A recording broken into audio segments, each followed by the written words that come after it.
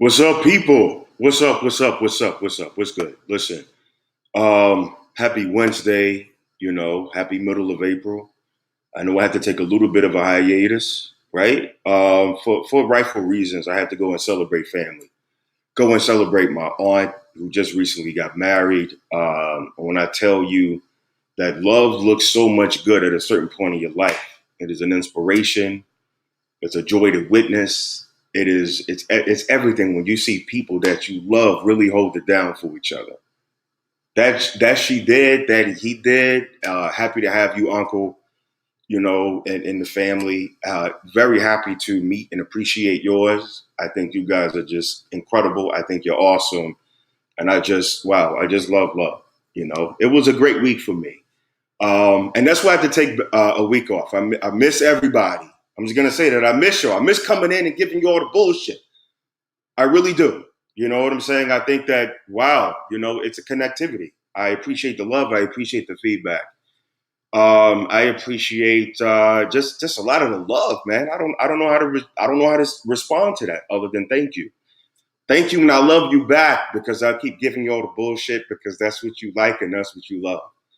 But tonight, I had to bring on two very special guests because I think that I couldn't have this conversation with two of the brightest minds that I have come across on social media. I think these brothers are very dynamic.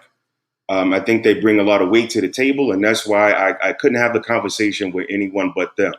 Everybody, tonight, I bring on Carl Hugo Davis and Christopher Broom. Thank you for joining the panel tonight. Tonight's conversation is really all about brotherhood, and we're going to dive deep into these topics tonight. So, what's up, everybody? What's going on, people? What's up, Pam? What's up, Carl? What's up, Brian? Thanks for having Man, me. yeah, man. How was your week? I had a good week. It's been a challenging week. I'm heavy into investing and investing coaching and things like that. So, Yep. I know you kind of keep up with things that have been going on and the markets are down and things are crazy. So it's been an interesting week, but a good week. Yeah, absolutely, man. Thank you. I appreciate that. And thank you for keeping everybody informed. And thank you for giving me something to give you some bullshit back on. I appreciate that. I get mad sometimes at his advice because I'm like, damn, how did he know that? But the brother does educate the people. He does educate the masses, and I appreciate that. I think he does educate. I'm going to say our community. Yes, he has a broader audience, but I think our community in particular can pay attention to some of these terms that he throws out and some of these sort of items to look out for from an investment perspective. So thank you for coming on, Carl. Also, we have the panel tonight. We got Christopher Broom, who was a prior guest. He was such a good guest. I don't think that I could ever have a future episode without him in some capacity. So, brother, thank you for coming on tonight. Say hello to everybody. Tell everybody a little bit about yourself. What's up, everybody? Well, first of all, thank you, Mr. Thought-Provoking Brian. I appreciate you for having me on once again. I enjoyed the first conversation, man. I definitely appreciate the opportunity to come on again. I'm simple guy. I love my wife, love my kids, love my family, and I love my people. And, from there, that's what drives me. That's it. Simple. Amen. Short and sweet and simple, as he said. Well, listen, tonight, everybody, yes, this is an open-ended conversation, as you know. So this link that is in the little banner that you see at the bottom, if you want to be a part of the conversation, type it into your browser, come be a part of the show. So with that said, let's jump into some trending topics. You know what I'm saying? I think there's a lot of things that have happened this week that I want to kind of catch up on. And I got to tell you, today has been a very sad day for me because the person, the instrument, the engine, everything that I personally like about comedy in my generation, a person who was born in the 80s, 40, years of age, the influence, the vibe, the energy, and everything that I thought was comedic genius kind of had some influence and was influenced by this person that we see, Paul Mooney.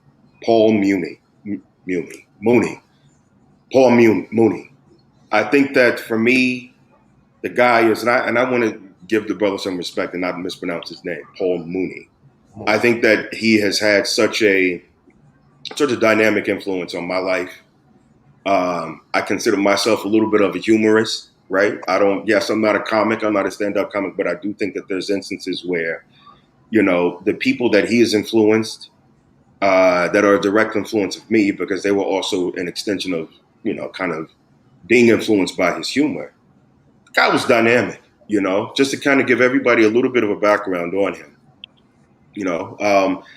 Born August the 4th, 1941, right? Better known by his stage name, Paul Mooney. He was actually born Paul Gladney, right? A writer, a social critic, an actor, best known writer for, and if you can believe this, I didn't believe it myself, Sanford and Son, Good Times, and he was actually the head writer of the first season of In Living Color. But everybody prominently knows him as one of the primary writers for Richard Pryor. He also played the singer in Sam Cooke, the Buddy Holly Show, right? Junebug and Bamboozled, and also has appearances in the David Chappelle Show. And he also wrote a memoir called Black as a New White, as published in 2005. He died of a heart attack today in his home in Oakland. And today's a very sad day in our community, particularly for people who love and respect comedy, particularly for people who were influenced in some nature, whether they did stand-up comedy or not, as it appears in my family. We're just inspired and influenced by his wit, his dark humor, his very realistic humor, and made such an impact. Chris, any impact, or how do you feel about what happened when you heard the news today? It definitely made me do some reflection about Paul Mooney. The first time I ever listened to Paul Mooney was when I was living in Atlanta in 2008. Searching YouTube, came across some Paul Mooney videos, and he was a bit raunchy, which was kind of, but that's what drew me to him. And I'm like, why is this guy not as famous as Eddie Murphy? Why is he not as famous as a Martin Lawrence? But then you start to see all of the people he wrote for: Richard Pryor, Eddie Murphy, Fred Sanford, all of your big name people. You think these are jokes they wrote. No, this is Paul Mooney's work in there. So they get to shine, but Paul Mooney was laying the foundation for a lot of their stardom, because he's the one that helped push them out there with his writing, with his jokes. Even with the Chappelle Show, it's not as famous as it is without Paul Mooney. Even with some of Fred Sanford shows, they are not as funny without, Paul Mooney. The great Richard Pryor, he is not as funny without Paul Mooney. So Paul Mooney's DNA is just about in every black comedian. And I don't want to narrow down to black comedians, just comedians, period, who are bold enough to get on stage and say whatever they want to and say that thing. So I would even venture to say Brian got a little Paul Mooney in him, That's what I said, brother. Listen, I did take I did take a little time today, and I was like, okay, let me kind of just like do the atonement thing, like just because there is a little bit of him that was. I mean, my family has a very very sarcastic. I think sometimes it can be so sarcastic that it kind of hurts your feelings a little bit. Like, your head too big. You know what I'm saying? When you lean to the side a little bit, that's why you lean to. That's how they get down. And it kind of teaches you kind of your first preparation about bullying, not to take things so seriously and just kind of just have little sense of humor about life. You know what I mean? Yeah, man. So, Carl, what about you? You kind of sound like Paul Mooney just a little bit too, Brian, if I must say so myself. And with that shaven face. But my first, I was aware of Paul Mooney, but I wasn't very familiar with Paul Mooney until the Dave Chappelle Show. When he was on the Dave Chappelle Show, I kind of went back and looking into who Paul Mooney was. I'm a huge Dave Chappelle fan, and that actually turned me into a Paul Mooney fan. And that was when I found out the actual influence that he had, like Chris said, some of the things that he's done over his career for other people.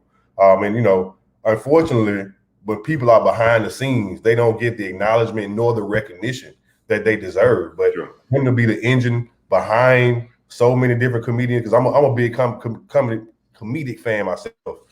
I love comic films. I love stand-up comedy. So, you know, it's a sad day. You know, anytime that we lose a legend, anytime we lose a positive influence, and anytime we lose someone who is a strong advocate for the community as well, it's always a big blow. So absolutely, man. Yeah. Yo, Brian, Yeah. my favorite Paul Mooney quote is during one of his stand-ups. I can't remember which one. He said, I read the white manual. Us getting free wasn't a chapter in the book. Tripped me out, man. He said, I read the white manual. Black folks getting free wasn't a chapter in the book. That's my favorite quote. That's fucked up too. That's a badass book, brother. read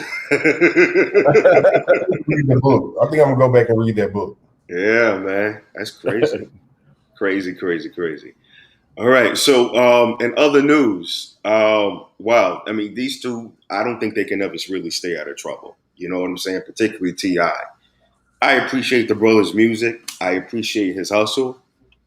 But, you know, I don't really know what's going on because as his favorite word is allegedly, I want to read this particular, I guess reporting on him under those terms. Okay, so everybody knows about the situation with T.I. and Tiny. They've been sort of talked about for a while. There's been a lot of people who've been having speculations against them, but in the first jurisdiction to really come out and have some sort of an investigation with them, L.A., the Los Angeles Police Department, I believe as of yesterday, right, they came out and they opened an investigation on them. And so basically it's based on the news comes from after an anonymous woman who filed a police report which accused them, which is the rapper and his wife, of drugging and assaulting her in 2005.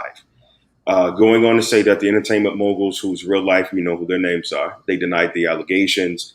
And this is actually including recent reports that were filed in California and in Las Vegas.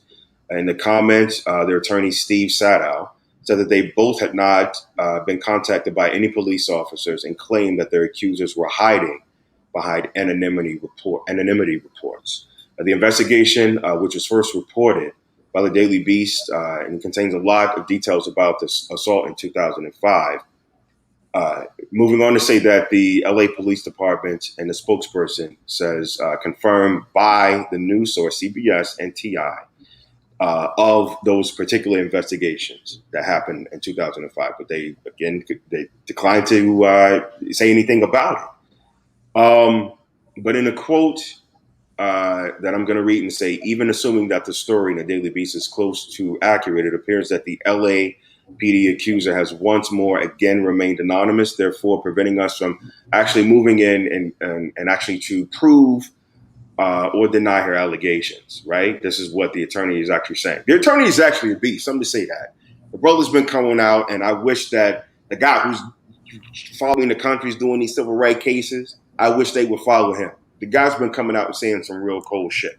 So everything that these accusers are actually coming out and saying, nobody can really come out and say either way, because you listen to this attorney, you're like, damn, this motherfucker he make a little sense. He makes a lot of sense, right? You're referring to the defense. You're referring to T.I. and Tiny's attorney. Absolutely. I think his line of questioning does make you look at all of these people who are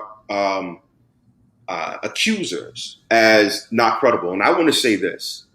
This is not an opportunity for any one of us to say that anyone who comes out and say anything about women, rape, domestic violence, or anything like that should not be proven. However, I do want to say that in this particular incident, what this guy is saying, his commentary does at least get you to look at a different perspective. So I want to be clear and say that, because we want to respect and honor anyone who's ever been a victim of domestic violence or the such. So, Carl, what you think about the story now that LA has really come out and really just come out with, okay, we got enough evidence. Let's see what's happening here. You think it's legit? Well, loaded question. Well, just to kind of reiterate what you just said, I am very sensitive to any type of domestic violence, any type of sexual assaults, any type of sex trafficking, anything about that. I'm it's a very serious subject. I do not take it lightly. I have a daughter myself. I have 3 sisters, a mother that I love. So it's a very sensitive subject. So in respect of anyone who may actually be a victim, my heart goes out to those people. With that being said, we are living in America. And in America, a lot of the times you are considered guilty until proven innocent instead of innocent until proven guilty. So, without doing any potential victim shaming, I don't know. I think it's been I lived in Georgia for several years, and there have been rumors around about T.I. and Tiny and what they like sexually, what kind of escapades they have going on. But it's all rumors. No one is there inside of their bedroom with them. So, there's a lot of different angles. I don't know. It could be true. I don't think either one of them have ever said that they didn't experiment with sex. I don't think either one of them have ever said that they didn't experiment with drugs and experiment with sex and drugs.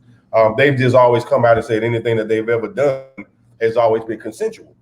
So I've been in situations. I've seen people lie. I've seen people do things for clout. I know that T.I. has a lot going on from a social standpoint, from an outreach standpoint. So he could potentially be under attack. I don't know. But I do know that if these accusations are true, then it's unacceptable and it should be addressed properly. I'll say that. Absolutely. Absolutely. Chris, what about you? I'm going to be honest with you. I know very little to nothing about this situation, partly because I'm really not into celebrities like that. I've heard about this case sparingly, and I did hear the allegations, and then when they came out and said anything they may have been involved in has all been consensual. But anything past that, brother, I don't know a thing about this case. All I know is that, I want to reiterate what you two have stated. If there has been any harm done to anybody, I have a sister who suffered from domestic violence and sexual assault and all that kind of stuff. So I believe if they are guilty, they should be punished to the full extent of the law. And then I also believe if somebody is pulling a stunt on them, I think they should be punished to the full extent of the law. So, it goes both ways, like Brian said. So, I think once you start punishing people who are lying on celebrities like that, it'll start changing the narrative on that front as well. But if T.I. and Tiny have done anything to offend anybody, violently or sexually, they need to be punished to the full extent of the law. But I agree with Brother Carl as well. A lot of times we assume guilt with celebrities in these situations, and so we want to make sure we give them that full respect, both parties. And then a lot of times we assume that the victim is lying, that they could be lying, So I want to agree with Brother Carl on that front as well, that we got to look at it from both angles like that too. But Brian, I don't know a thing about this case. Yeah. You know what? That's you know what? I think that sometimes not knowing something about some of these celebrity dramas, that I think sometimes that they are just targets. You know what I'm saying? I think I can respect your position on only wanting to focus on what's immediately important to you and your community, because that's a more urgent need for you to participate in, and, not to say that you're not sensitive to everything, but I think that sometimes, some of these celebrities are just so out of touch. They got millions of dollars. They got more money, more resources for, to spend millions of dollars on, some of these, attorneys and resources, things like that. It's just sometimes you got to pay attention to what's important and much more urgent. You know what I'm saying? So I get that, man. I totally get it. Yeah. Brian, actually, I worked at the airport from 2003 until 2010. Okay. And I became actually personal escorts to any celebrity that came in the airport. I was the personal escort. So if I'm just saying, if Lil Wayne came in, or if Patti LaBelle came in, Steve Harvey, they called me, hey, Mr. Broom, we got a 10-4 there's, I mean, not a 10 and 4, but we have, I can't remember the technical term, but basically, Mr. Broom, we got so-and-so coming in, escort them off the plane. I take them to the private area, and I stayed with them until they were well taken care of. Okay. What I found out was I just really have, I mean, because before that experience, I used to be all in these celebrities, you know, I wonder who so-and-so, like that experience at the airport really brought me down to earth. They put on their pants just like me. Exactly. They eat food just like me. They struggle with depression. They struggle with anxiety. I've had personal conversations with some of the most famous people in the airport, and these people are really like on just a real human level. So that's why I don't get into it anymore. It's just like, okay, it is what it is. You know, that's just what they doing. Yeah. You know, I think I mean, go ahead, Carl. Well, one thing that comes up, you know, a lot of people say, well, why would they have to do that? Why would they need to do that? You know, and you know, there have been some celebrities that have been caught up in some sexual allegations, and you know, I mean, Bill Cosby, for example. You know, there's a football player that played for the Saints. I can't remember his name. You know, everyone says, well, why would they ever do that? You know, and who knows? You know, like Chris said, people go through things, or people have, you know, addictions and things like that, but not to convict them. But you do think about it as if, I mean, for God's sake, they live in Atlanta. And, you know, the world that we live in today, being as free-spirited people, and people want to be able to intermingle with celebrities, and, you know, we're in a very gender and sexually fluid society today. You would feel like that they would be able to find some open and willing participants to go about what they're doing, or maybe even be smart enough to know that if they're going to involve someone in that you know, you're a businessman. Maybe you should have some type of non-disclosure agreement. Maybe you should have some type of agreement in place before you bring those types of people into your personal life like that. So, you know, there's some things that, you know, I don't think that they were thinking about as they were going about these escapades that left them vulnerable to what they're going through right now. So, you know, why would they need to do that? You know, when there are other people, I know that there are people who are willingly go into that position. Who knows? That's the thing. I think that we all have been around, and I mean, we said the disclaimer. I think we've all been around, you know, celebrities in some capacity, and when you see how everybody rushes to respond, if you've ever been in a bar with them, I've been in the airport with Kim and Kanye right behind me in LAX security. Nobody was rushing to come up to them then, but when we got up to the lounge, you saw certain behaviors move and switch that was not there before. You know what I'm saying? So there's a certain level of a behavioral change.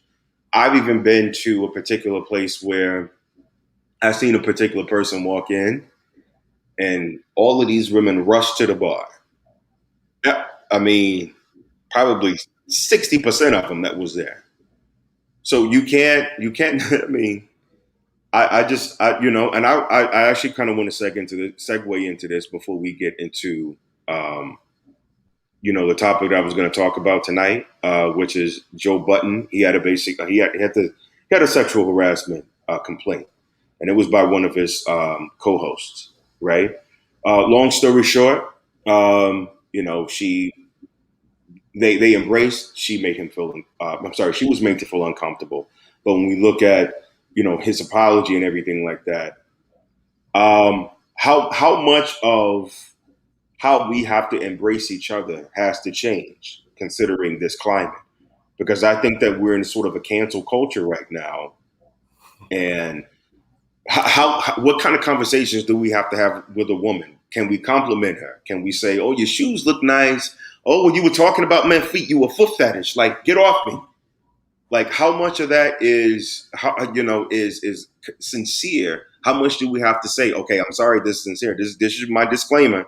How much of that has to even take place before we even, you know, have a conversation with someone who may interpret it as sexual harassment? Well, it's a good question. Yeah. You know, it's a you know, we're living in a very sensitive time right now. You know, where you can say the wrong thing, you can do the wrong thing, and at the drop of a dime, the rug can be pulled from up under you. And I think that from a sexual harassment, to speak to the Joe Budden situation, I call him Joe Buttons because he pushes people's button all the time, Joe Buttons. But That's a good one, brother. I didn't actually see the interview where she claimed that he sexually harassed her. But I will say this though, and some of this is not directly about Joe, but I've worked in an environment, a corporate environment, to where I've personally experienced and witnessed men sexually harassing women. I mean, I'm just being honest. I'm being real about it, and I was kind of in disbelief. Have you ever experienced it yourself? Because let me tell you something. I was at a place that I'm not even going to say, but this woman came up to me and she said, "If I wasn't with my husband, I would be with you." I've experienced it. Okay, we get it too. Oh, I've had a woman straight up reach down in the office and grab my package. Mary, just reach down. I've seen it. In front of people, or was it on the low? Was it in front of people? She had her back turned. I was sitting at my desk. Get the fuck out of here! And the sneak just straight up grabbed a whole handful, bro. Wow. And I was like, wow, like, get your hands off me. Like, what are you doing? And that's probably the most extreme that I've experienced. I've had words and looks and things like that. I've been in situations where I didn't wear a certain thing because, it may show your print a little bit more, and you get extra attention. I'm in a professional environment. I want to keep things professional. So I have dealt with some of that. And I've experienced it on the opposite end with men, giving women attention that's undesired. Yeah. Now, one thing I did read that the young lady said was that when he hugged her, she said that he was moving she watched the video and he was moving his hips side to side while if that's the case, that's a big extra. And, another thing that she said was that she had to almost keep from crying or keep from stopping the interview because of the things that he was saying to her during the interview. Again, I haven't seen the actual interview, but I'll say this, man, as men, we have to be extra cautious. I don't think we're as bad. I don't think we're bad off to where you can't compliment a woman, but for me to make any type of advancement, you have to almost come and sit in my lap and let me know, like, hey, I'm with flamethrowers. I'm not shooting. I'm not Steph Curry. Okay, I'm not shooting shots. I'm not pulling up from the free throw line. I'm not doing any of that, and I'm not even a celebrity. But you see all this stuff, man. Women screenshot what's in the DMs and put it on their page, and there's a lot that's going on with women that just say we're tired of it. We want to be treated as more than just a sexual object. Yeah, so I get it. I think in some cases it's got a little bit extreme. Although I do respect the issue, and I know that there has been an issue because I've experienced it myself and I've seen it happen. So those are kind of my preliminary thoughts. Wow. Okay, Chris, what you got? One, I want to go back to the point. I'll take it a step further. I've had that happen to me. The one time I did go to a club, that happened to me where a lady came up and just literally grabbed my crotch. Boom. Like, grab. I didn't want to use the C word either. Huh? I said I was trying not to use the C word. I said package, but there you go. My crotch. He's trying to be diplomatic and shit. But Pete, I'm gonna take it a step further. When I was living in my first townhouse, my next door neighbor, my mother's home burnt down, so my brothers and them had to come stay with me, and they were sleeping in the living room. 1:30 in the morning, I kid you not, I wake up to a girl on top of me, ain't asked me nothing, was gonna take it. Come to find it was my next door neighbor. Woke me up out my sleep and was gonna take it. Wow. Was gonna take. That's a true, honest God, true story. Was gonna take it, bro. When I did, I went on an intentional no sex 4-year hiatus. You were walking around in no gray sweatpants, weren't you, bro? No, you walking around in the neighborhood in no gray sweatpants. He said, "We gonna get him. We gonna get him." Hey, I've never been more sexually assaulted in my life from women, brother. Man. Doing them 4 years. Wow. I've never, like, it revealed to me women are just as carnal-minded, aggressive as men. Like, yeah, of course. Like, that revealed a whole lot to me. Like, they gonna take it. Like, they literally gonna take it from me. But the point I'm getting to is, I just want to get to that first. But as far as the Joe Budden, man, I know very little about this one again. That one too. I read about it when you sent the link. I read about it sparingly. Okay. And man, we gotta do better, man. I'm just sorry. We gotta understand the time period we're in. I have a partner right now. When he dates a woman, he asks her look, may I compliment you? May I hug you? May I kiss? He says, I don't want nothing to be misinterpreted. Nothing to be misinterpreted. And it's uncomfortable, but you just got to do that. That's the day we're living in. That's what we at now. That's just what we are. And I'm like, look, I feel you, bro. I don't want to be on nobody's social media page about, brooms. No, I'm good. Like, we'll edit you out, Chris. We'll edit you out, brother. One of my we'll get you up out of here, brother. Listen, I'm good. Look, go ahead and enjoy. Stop FaceTiming these. Stop going in your messenger, automatically calling these women like that. Yeah. Like, bro, one of these dudes I'm friends with on Facebook just got exposed because all he does is go in his DM and just call girls on the messenger. And I'm like, bro, do you understand what time period we're living in? Like, chill out with that. And then, like, he'll get on them for not picking up. Like, women he don't even know. Wow. And, like making sexual advances to him. Like, bro, you're going to mess around and lose your job. Because they don't understand. This is all documentation. This is all thing. I don't know how much people are actually, I know people read and pay very, very little attention to very little shit. But this is all documentation. This is evidence in court. Mm-hmm. That's what it is. This has been in so many different news articles, TV, conversations. This is some real shit. So if we're going to be able to engage with people, we have to understand the forums that we do it in. This is not, and again, say you got to do shit on the radar, but I think at the end of the day, we got to really be careful about how we engage with anyone. You know what I'm saying? Whether it's platonically or whether it is on a intimate basis. You know what I'm saying? Yeah. What's up? Right. Now, Brian, this may be off topic, but I want to get your thoughts on this. During that 4-year period in which the women were coming at me, I'm like, there is no way I could report that and it be taken seriously. Well, who? I guess the question becomes, who do you expect to take it serious? The person that you're reporting to or yourself? I mean, that's the thing. Let's just say I took it seriously. I go to the police station to report this. Hey, look, man. Because you know they gonna clown your motherfucking. They gonna clown. Not that. That motherfucker didn't get shit out.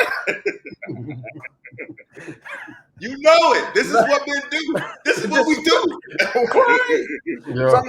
So on the flip side, bro. Unless it was predatory, then people would have a different response. Obviously, people aren't that cruel. But if it was consensual, you know what I'm saying? Right. Yeah, of course. Yeah. Man. Regardless if it was or not, I think it's hypocritical. Because at the end of the day, let's say, for example, if you are a person who is celibate, nah, I'm not ready, back up. Or I got a girl, I got other kind of shit. I'm not trying to do this with you. You know what I'm saying? You should be able to respect that boundary as a woman or as a developed, person. But I think that, should they take it seriously? Absolutely. They don't get a right to say what they can and cannot take seriously when they on the clock. If I come in here and fill out a complaint, then it is not up to the pin pusher to decide that. It is up to whoever that boss is, who they refer to, an investigation unit. So if that person is not giving it that level of urgency, we need to have that conversation. We do. Yeah, I agree. It's just not gonna sound right. Saying, my next door neighbor, she came in, got on top of me, pulled her breast out, and wanted to give it to me. you know, somebody, man, was she fine, bro? Yeah, she was fine. That ain't the point, though, bro. The point is she was gonna take. Yeah, you know how men are. You already know. You already know, bro. Officer or not, that's what we thinking. Was she fine? I mean, no, but she didn't hit that. He was like, okay, now what did you do next?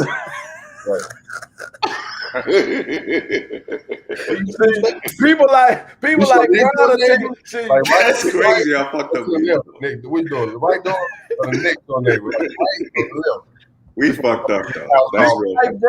People like Brian are taking seriously in the moment, but you best believe it's gonna be a conversation on his page. It's gonna go somewhere everywhere. You already know, man. Black man assaulted by a fine black woman. He crazy. Brian, what y'all think? That's the next post. Okay, so with that, everybody, we've just completed our first segment. Trending topics. We're going to take a little bit of a break, and we'll be back in 30 seconds with our feature topic, brother.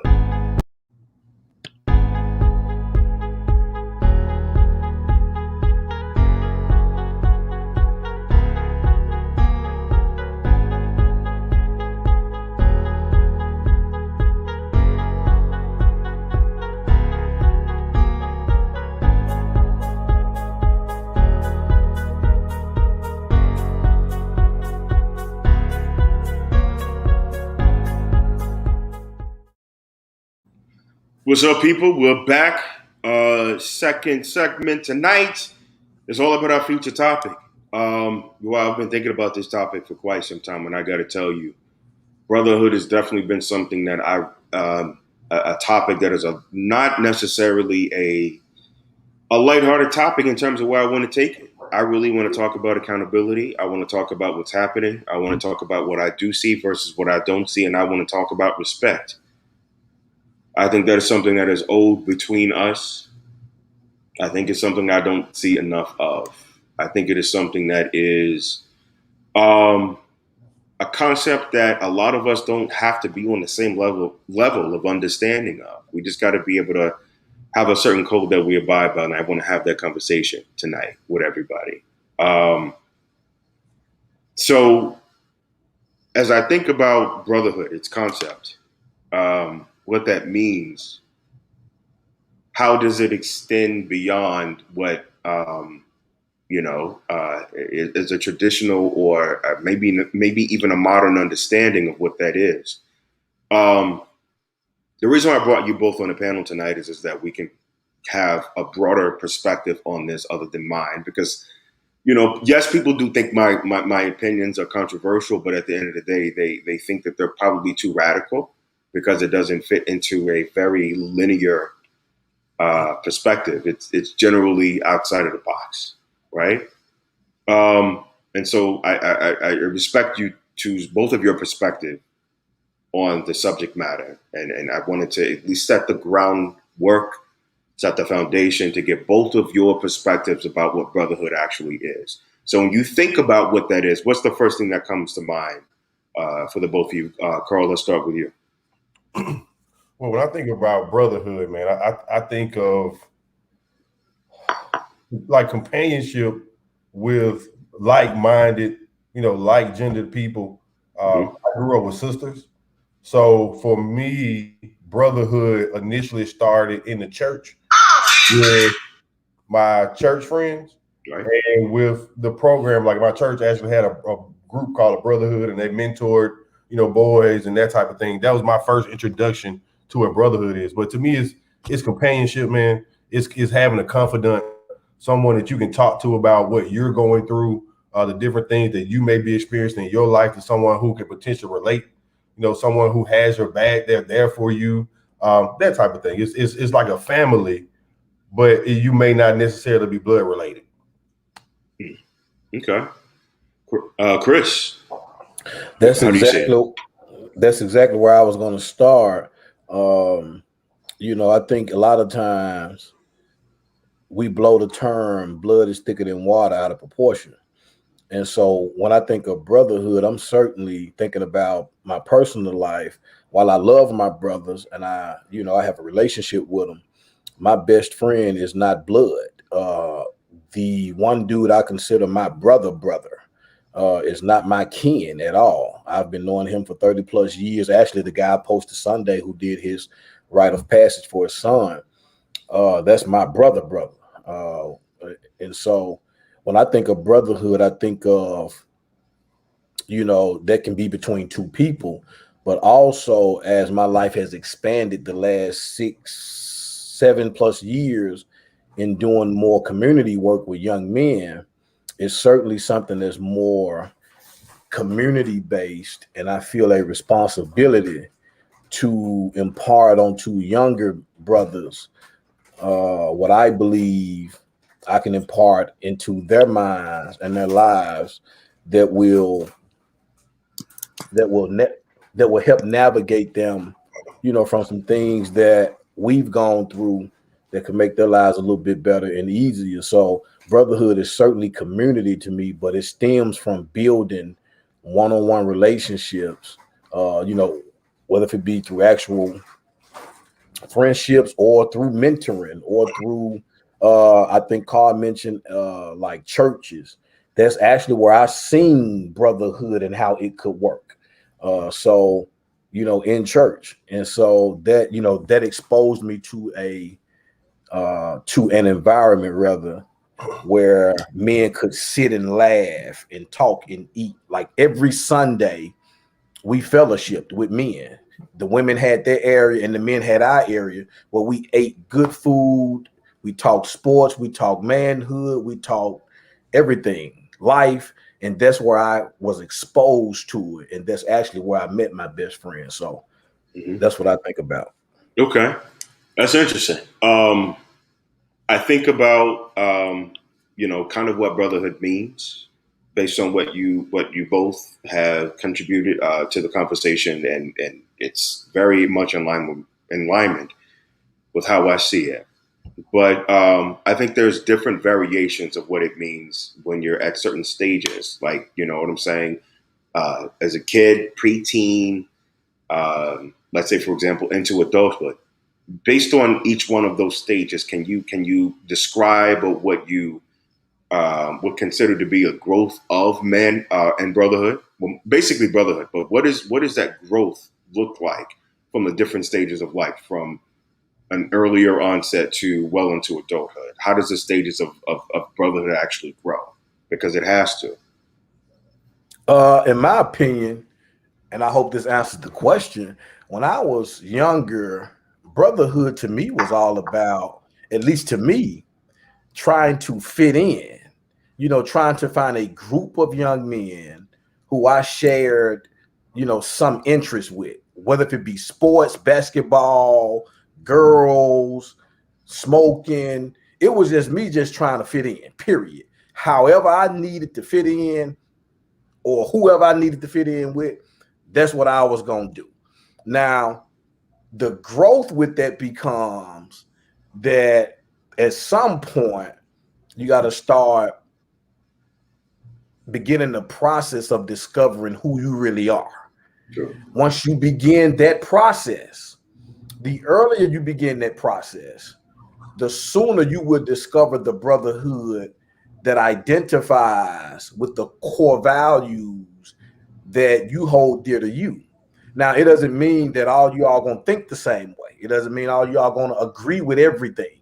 It doesn't mean all you all are going to end up doing the same things in life. But what you have to begin to start is a process of discovering who you are and be unafraid to be that once you discover it. And then once you discover that, you will begin to seek out the communities that start to hold those same values that you begin to shape as you figure out who you are. And so that's the maturing process. Is just part of it is being courageous enough to start the process of discovering who you are. And then when you do that, you discover other men who you can identify with once you become older. And when I say older, to me, I'm talking about 19, 20, 21 years old. Because in my opinion, everybody I see, once they get 36, 40 years old, the people they hang around, usually are those same people. Yeah. They hung around when they was 19, 20. Exactly. And if those people you hang around 20 years later don't have those values of growth, maturing, trying to better themselves, trying to create something out of life, you're going to be stuck at that same high school mentality because you failed to discover who you are. That's why when I see some old people, they still doing that high school stuff because that's the brotherhood they connected with. What's that high school mentality brotherhood? And so, like, they still doing the high school hand. I'm like, bro, I done forgot about that. I'm in a whole nother era of my life now. Of course. I've grown from that. Arrested development. I've matured from that. Right. Yeah. So that's the growth process is, for me, is constantly getting better, constantly identifying the different stages I am in life, and then identifying the people around me, whether or not they are trying to get better. They are trying to move forward. They are trying to think creatively and think critically and grow as people. If not, I got to shed that off and find another brotherhood or create one that can move forward like that. Yeah, absolutely. Carl, what do you say? Well, you know, brotherhood, I think when I think about it, it's you know, you think about the term neighborhood, and it's about neighbors, people who live in close proximity to each other. Like, we're really close because we live, our houses are in the same area. And it's brothers that are really, really close to each other. You know, you may not live close, but that brotherhood, what you bring together as men, brings your relationship close to each other. So I think those brotherhood and neighborhood somewhat parallel. Now, from the progression, I think for me, it has been more so how the older I've gotten, I realize how important brotherhood is. I realize that it's not just about playing together, about, you know, talking about girls together. It's about being able to relate. You know, I think all three of us as men, you know, we can kind of attest to the fact that you can talk to your brothers about some things that you may not be able to talk to the women in your life about, just from a relatability standpoint and a consequence-free standpoint quite as well. So the older I've gotten, and I can look at brotherhood from a lot of different perspectives, whether it be from my friends and my family at church, whether it be from the friends that I've had. My best friend, the oldest, is from elementary school, and we've linked with other friends, and we have a brotherhood. I'm a member of Kappa Alpha Psi Fraternity Incorporated. Shout out to the bros. So brotherhood for me has a very, very strong meaning. It has taken a strong place in my life. Absolutely, and plus, it's not a good week to be an alpha, by the way. It's not a good week to be an alpha. Not a good week to be an alpha. Damn. Had to get that one in, man. Okay. I just got to tell everyone else this time. I'm glad everyone else on the shenanigans this time. But I know that was the secret motherfucking sauce between y'all this week. Hey, as soon as I saw it, I screenshot as soon as my frat brothers. Like, look at what's going on out here with the alphas. I just ain't called my alpha friends yet. I'm gonna now give it a couple of weeks, man. They're trying to redeem themselves. Somebody said that thing was Photoshop. Nah, man, because let me tell you something. That's what somebody said now. When I put it on my page, I had well over 100 something comments in less than God knows how short period of time. But the picture that they put up there to say that it was Photoshop was a completely different. To me, it looks like a different motherfucker altogether. But it wasn't even the same fucking like frame. It was a completely different situation. So to say that was Photoshop was some bullshit. They trying to get out of that one. You got to own that one, alphas. You got to own that shit. You got to own that shit. That one of the alphas did the address in the photo. So that was, you saw that, and the brother was gay, and yes, dresses in drag, and he was talking. Who's in drag? He dresses in drag. Who dresses in drag? The guy that was commenting? Yeah, the guy that was a member of Alpha Phi Fraternity that did a video responding to the photo. Okay. And he himself was a gay brother. He said, I'm a member of Alpha Phi, and I dress in drag. Right. He said, this is not it. He was like, nah. He said he bamboozled. He said, I'm pretty sure the girls was not okay with that. He snuck into the fraternity, and then he came out on the back end with that, and it wasn't okay. He was completely against what had happened, although he was gay himself and he was in drag. So it was interesting to see that perspective. Absolutely. Yeah, it was a bad week for the alphas, but you know what? Well, I guess we'll holler at you motherfuckers in a few weeks because you all been radio motherfucking silent this week. Radio silent. No words. No words to be found. They deleted accounts and every goddamn thing. So both of y'all are part of a fraternity? No. Why you say it like that, bro? Why you say it like that? Why did I say it like that? Listen, I've always been the kind of person, I've always been the kind of kid, I like to follow my own lane. And I know this is all about brotherhood tonight. And I respect y'all's ability and capacity to connect under whatever it is that y'all want to connect on. But I've always been the lone wolf. You know what I'm saying? To kind of just like, in case you need me, come holler at me. I got you. But no, you got it. You know, you got it. You do your thing. So I've always been that kind of person.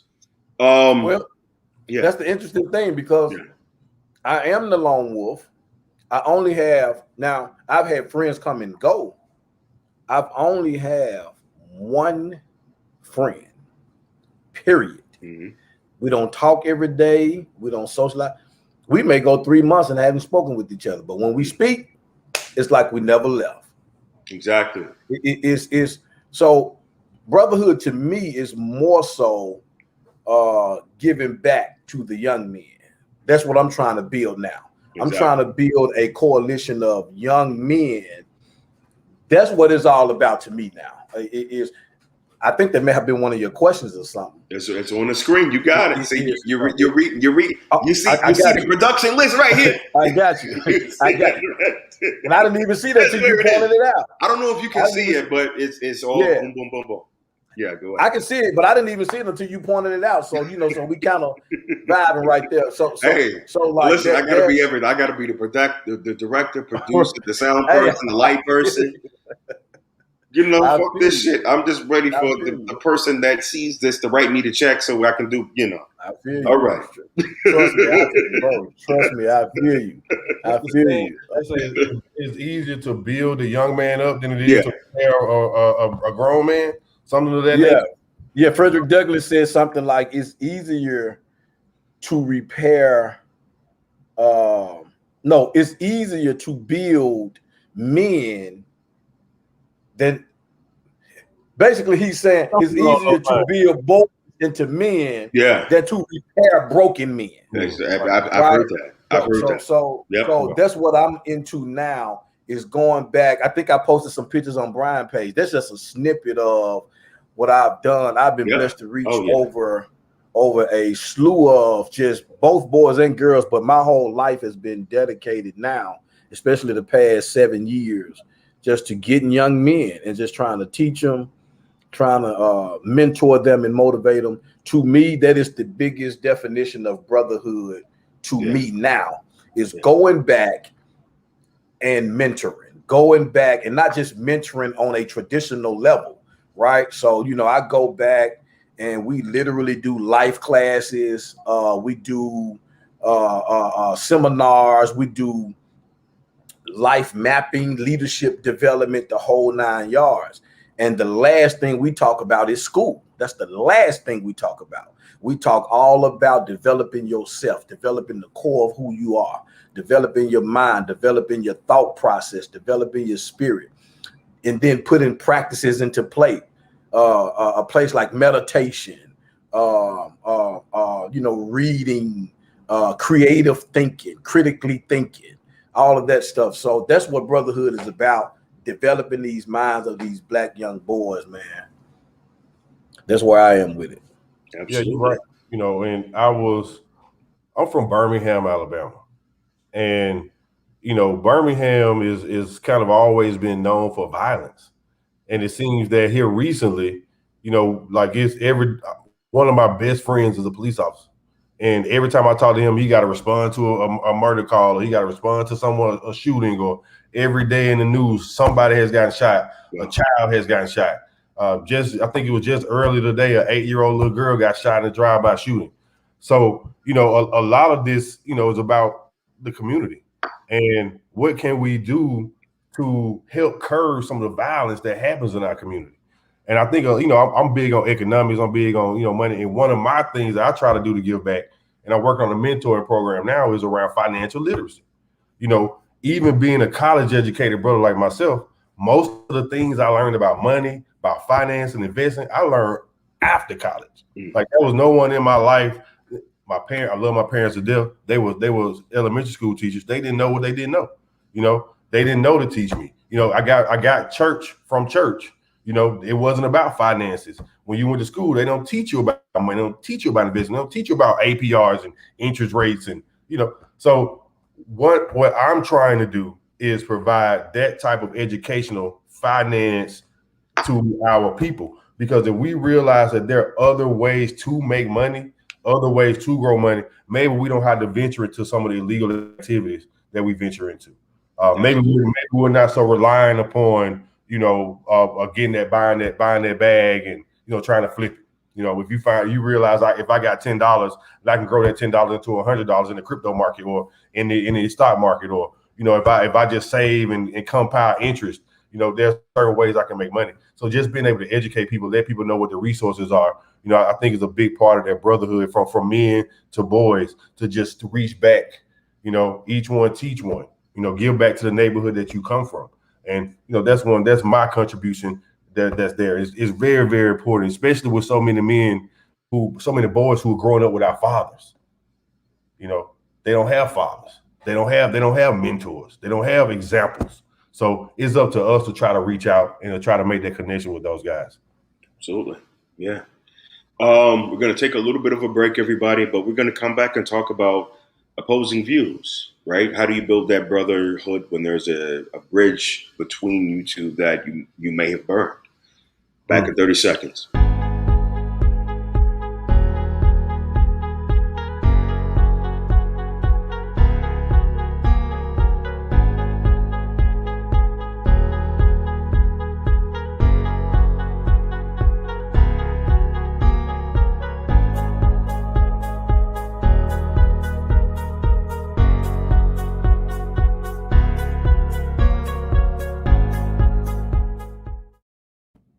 What's up, people? We're back. Some of us are ready, some of us are not. It's all good. This is what happens when you do something live. Before we went to break, we took a sort of a deep dive into what happens when we're trying to bridge the gap between both generations and trying to really unify what is meant to be the definition of brotherhood. But before we took a break, we explored this conversation. A lot of us don't have a lot of us do have different views of what brotherhood means, whether it's, an alignment with the particular views, or whether that's religion, philosophy, morals, a lot of different things. Right. And I think that a lot of that keeps us not able to really see each other as men. Right. And build that alliance. So when there is a division, or when there are different views and different opposing views, Carl, I'm going to start with you. How do you navigate, or what would you say would be good ways that you could build a bridge with someone who has different opposing views from you and doesn't want to connect with you on a level of brotherhood? Well, I think one is it's important to have an open ear, an open mind, and an open heart. There's always a saying that God gave us 2 ears and 1 mouth so we can listen twice as much as we talk.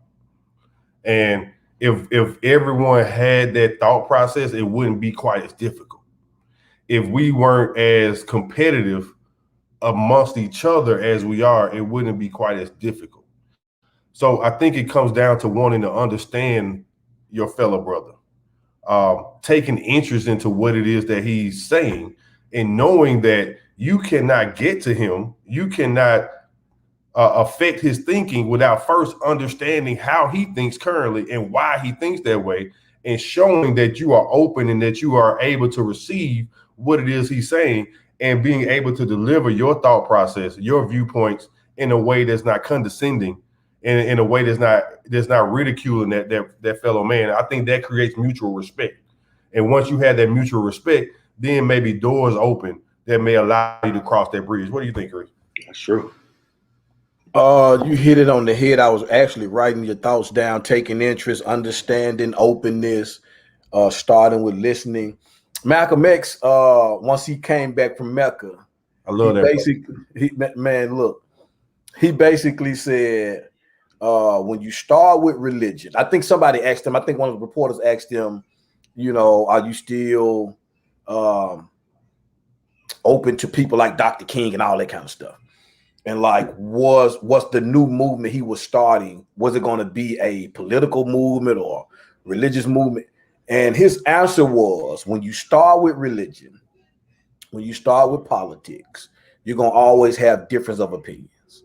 You're going to always have difference of views. You're going to always be fussing and arguing, always fighting over who's right, who's not right, who's brainwashed, who's not brainwashed. He goes on to say, at the end of the day, they don't lynch you because you're Baptist. They don't lynch you because you're Kojic. They don't lynch you because you are a Democrat. They don't lynch you because you're Republican. They kill you and throw you in jail and lynch you because you're black. Period. What he did was, he said, what's the common denominator that all of us have in common?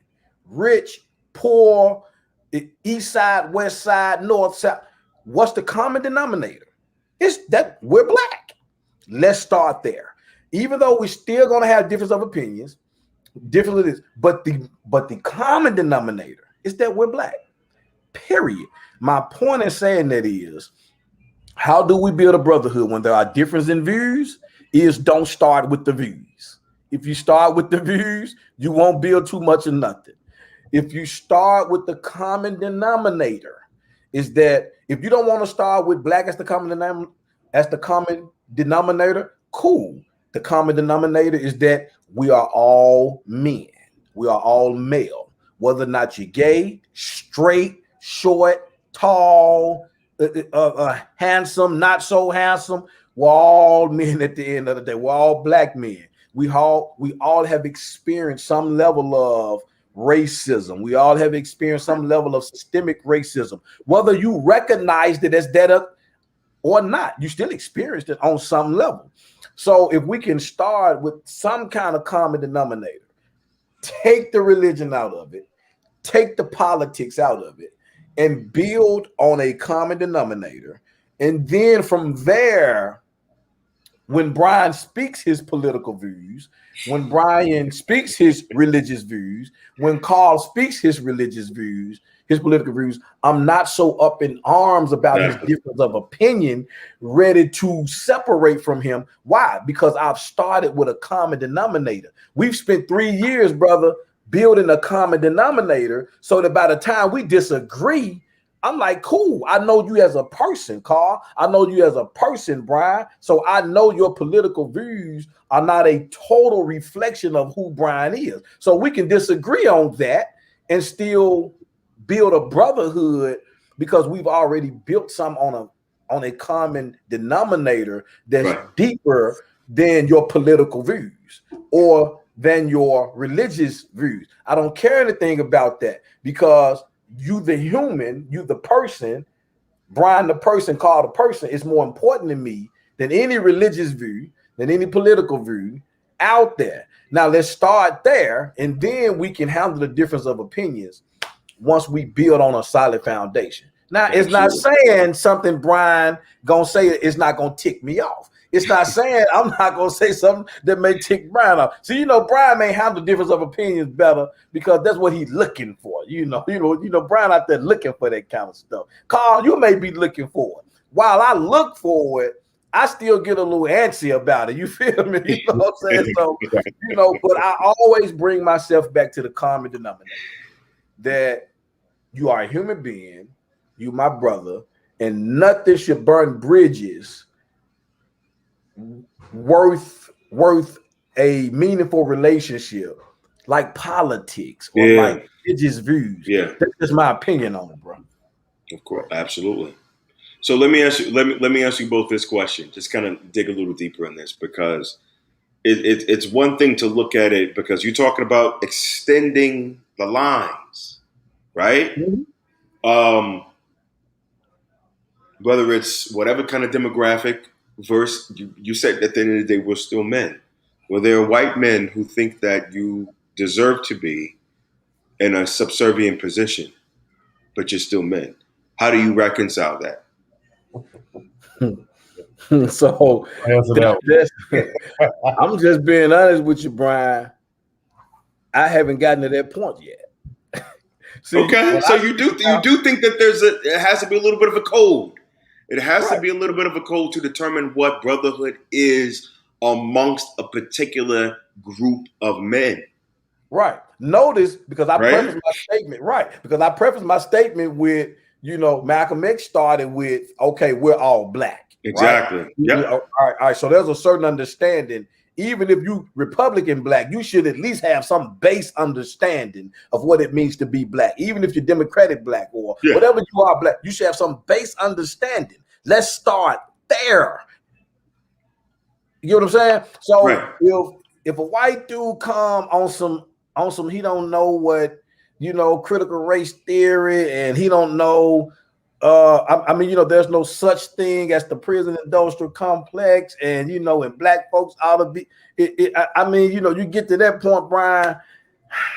I ain't got that yet, bro. It gets a little dicey. It gets a little dicey. I'm not saying I can't eventually get there, but right now I'm not there because I've been and blew a fuse, man. And no, I can't take it, bro. No. Okay, Carl. What do you think about the same question? Same question posed to you. Race and the concept of brotherhood. How do you reconcile that? Well, like Chris said about, commonalities. I think, brotherhood, like you mean, we connect we're men and we happen to be black men. With men from other races, we're not of the same race, but we do happen to be men.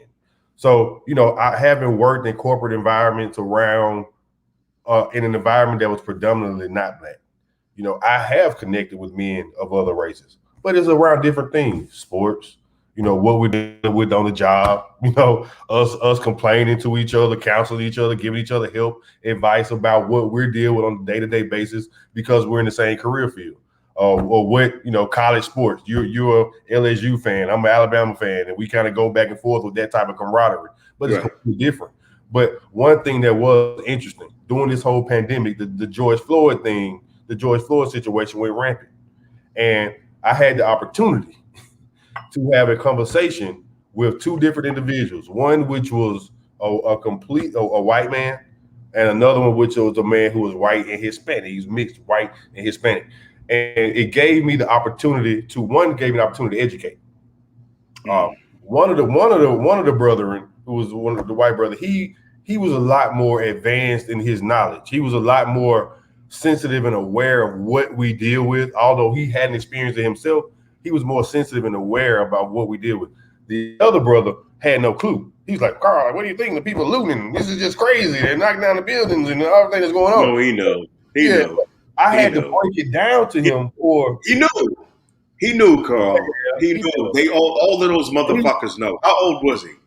He's mid 30s, mid to late 30s. They know. They're trained to know. To systematic racism.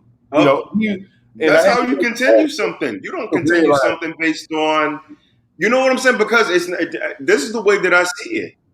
Because people are very curious by nature, right? Someone's not going to see you treat a person a certain way and then you treat another person a certain way and not have questions about it. We all go through that. You know what I'm saying? And I think that you could either be shushed, right? That's what our moms used to tell us. Or father's like, nah, you don't need to worry about that. Like, shut up. But for me, it is a little bit more about the suppressing of the curiosity to continue, whether it's intentional or unintentional about it. Yeah. You know what I'm saying? I also it's kind of like Chris said, and I'm gonna let you, like when you ask Chris, hey, did you heard about the Joe Budden? He's like, I don't know much about it. You know, do you know anything about T.I.? And sometimes people can live in their own bubbles and not be in depth or not be apt or not be aware of what's going on or what the experience is with people that are outside of their bubble. And I think that there is an opportunity, and that there are some people who may want to understand, or they may not know that they need to understand, but taking the time to have that conversation with them, not shy away from it, and address it head on, gives us the opportunity to be able to connect. Okay, absolutely. That's exactly what I was going to say, because now, are we still talking about white men? Yes. Yeah. Okay. So I'm going to cross it over quickly, then I'm going to bring it back. Okay. There are a lot of black men who don't understand it, because I had a profound moment in a barbershop when I had hair. This was what, 3 or 4 years ago. I'm in a barbershop. It's packed, 25, 30 men. For 25, 30 people for a barbershop, that's a lot of people. It's packed. Especially during COVID. I say especially during COVID. Oh, no, this was before COVID. I'm not going in there, brother, if it's more than 2 in there doing COVID. Nah, I'm good. For real. I'm dead serious. So I'm in the shop, and they're on some this black lad, why you gotta loot, what you looting for, ain't no such thing as racism. I'm talking about, man, these black folks in their 40s. No. In their 40s, Brian. I kid you not, in their 40s. When I tell you, I was in the barbershop for 6 hours that day. 6 hours educating these brothers about systemic racism. That was personal for 6 hours. Bro, but you gotta do what you have to do. You have to do whatever you have to do to connect with people. So, bro, I've never had to break down so much information. By the time I left, out of that 30, at least 27 of them had understood. I was able to shift the perspective. 6 hours, bro. Did you see the shift? I saw the shift. Okay. I saw the shift. Trust me, I wouldn't have spent 6 hours if I ain't seen no shift. Kudos. Or the capacity for it. Right. True. Yeah. Right. Because they was on some old niggas this, and we don't love ourselves. If we don't,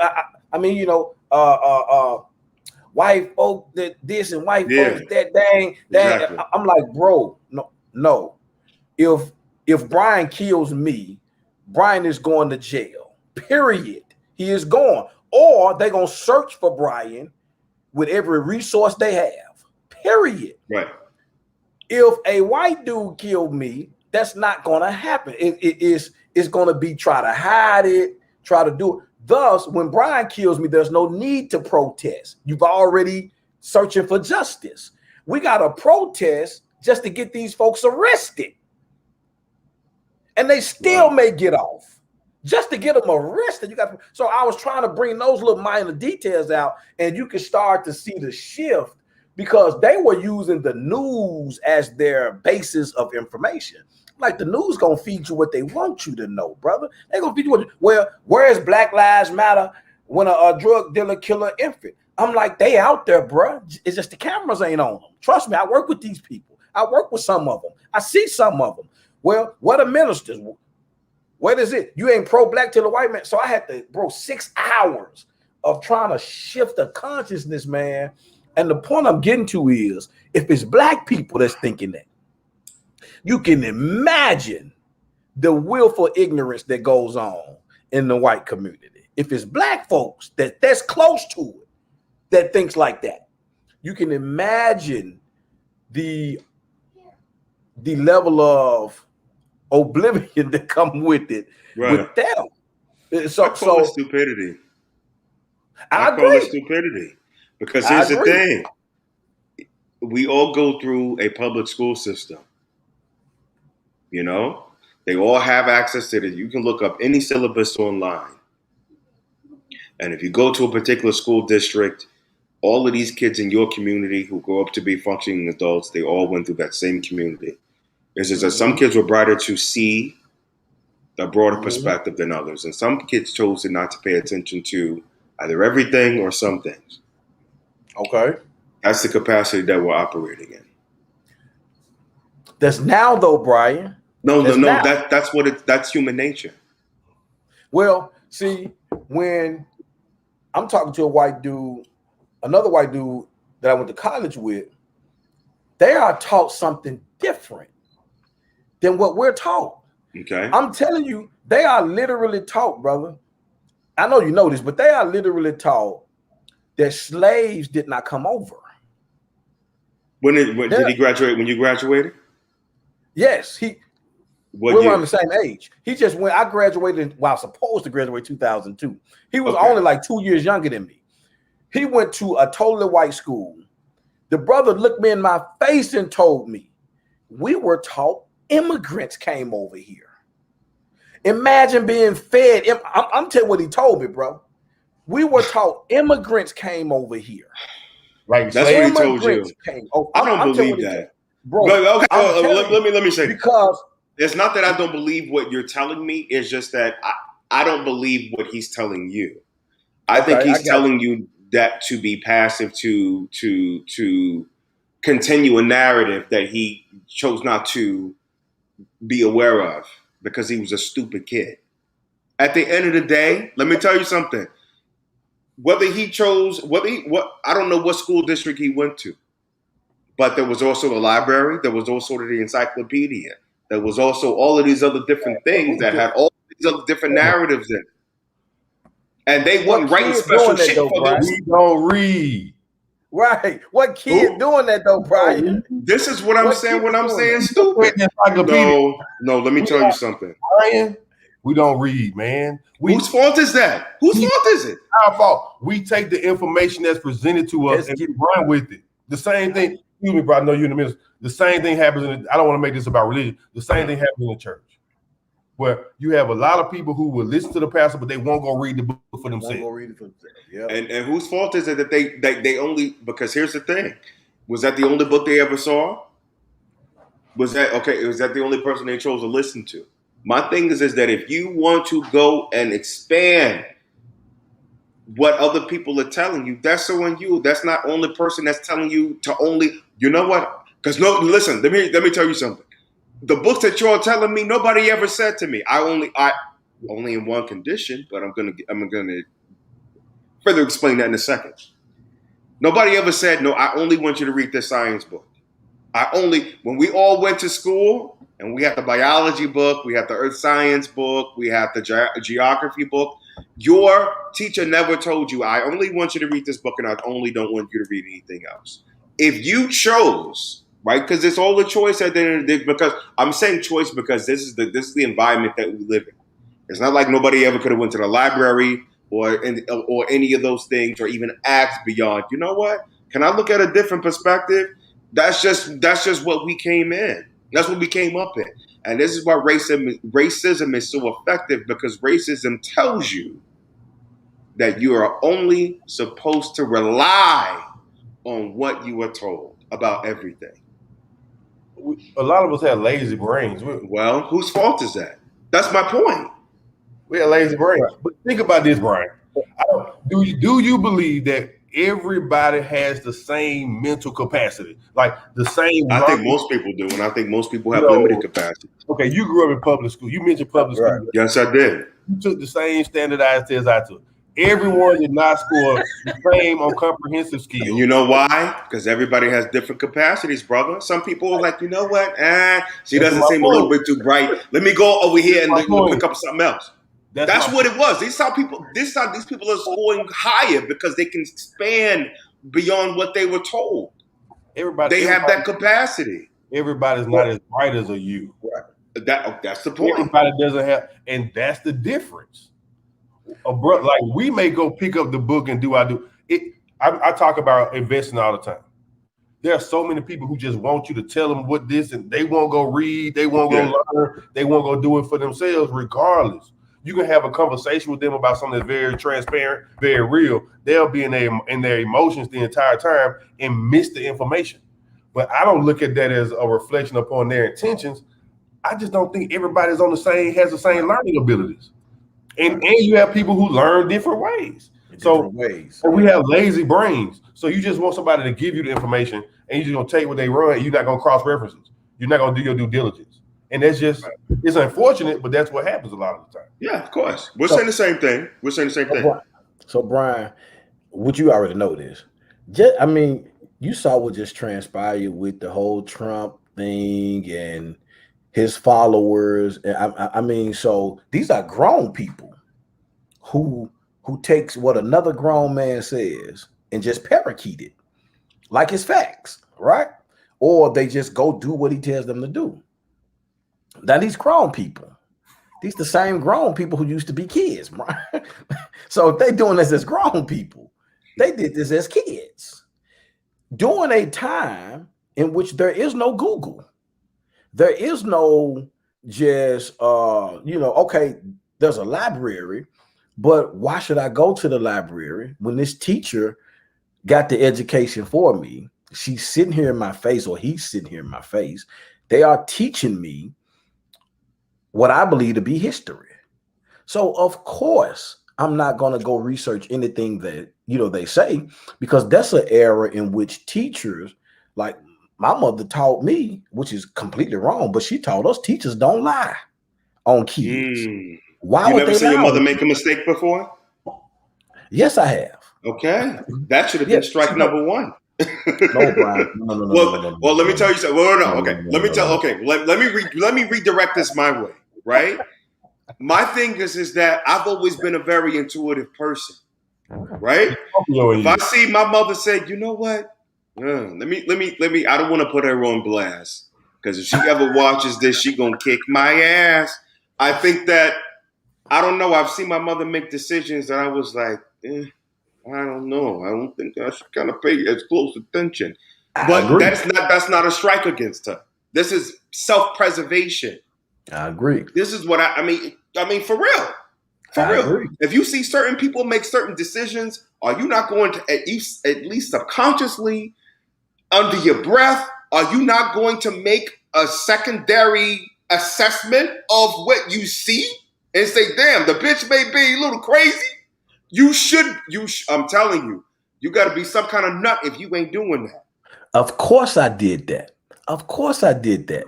But when mama got the power to bring that extension cord, if your country, let's get it. Let's go in. Let's do it. You still a crazy motherfucker.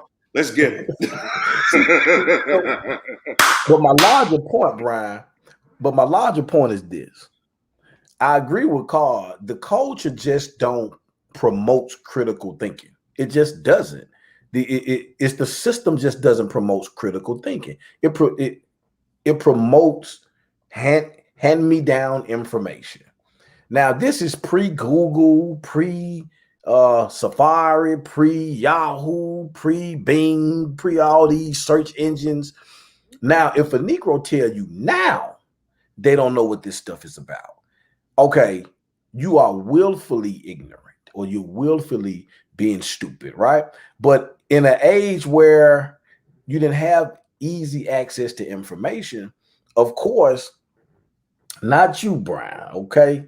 We know Brian walked 10 miles to the library. I ain't walking no 10 miles. I'm sorry.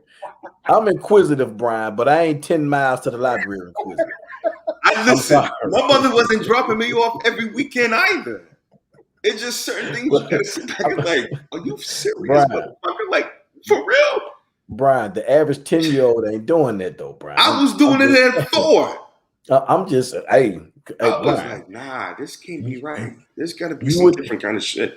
I was just always curious. I was always a very inquisitive person. You were questioning everything.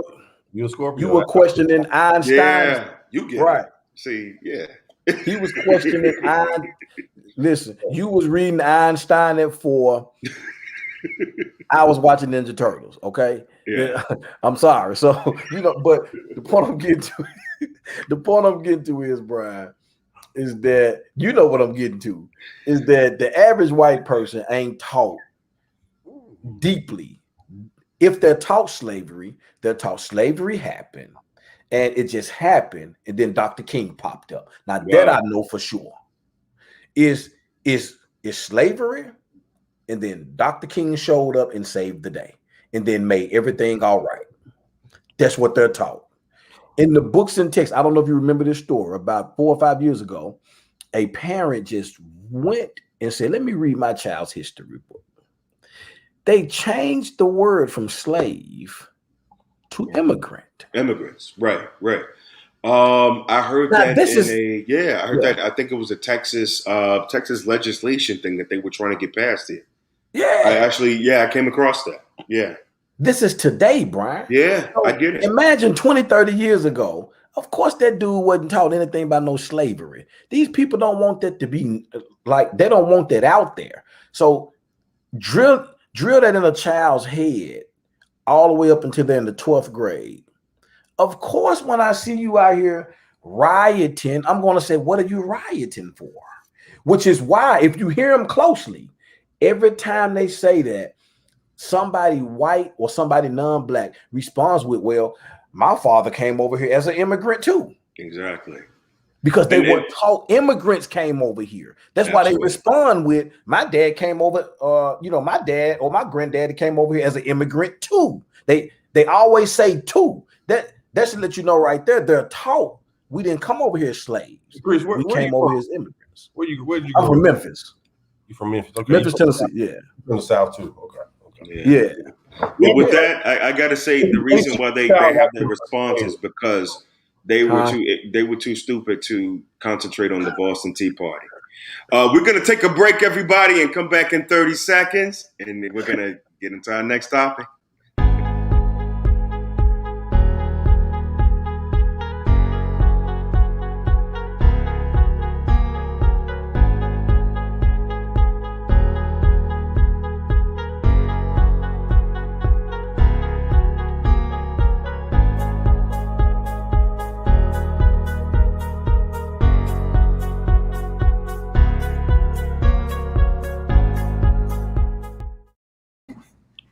What's up, everybody? So we're back. Wow, I think that was a very last interesting segment and very necessary topics that we really kind of needed to explore.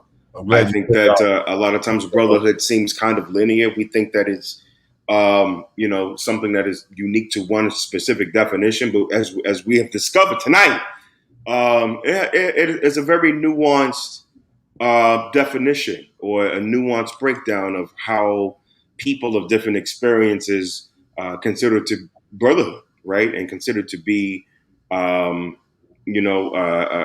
accurate and realistic and experiential definition of brotherhood.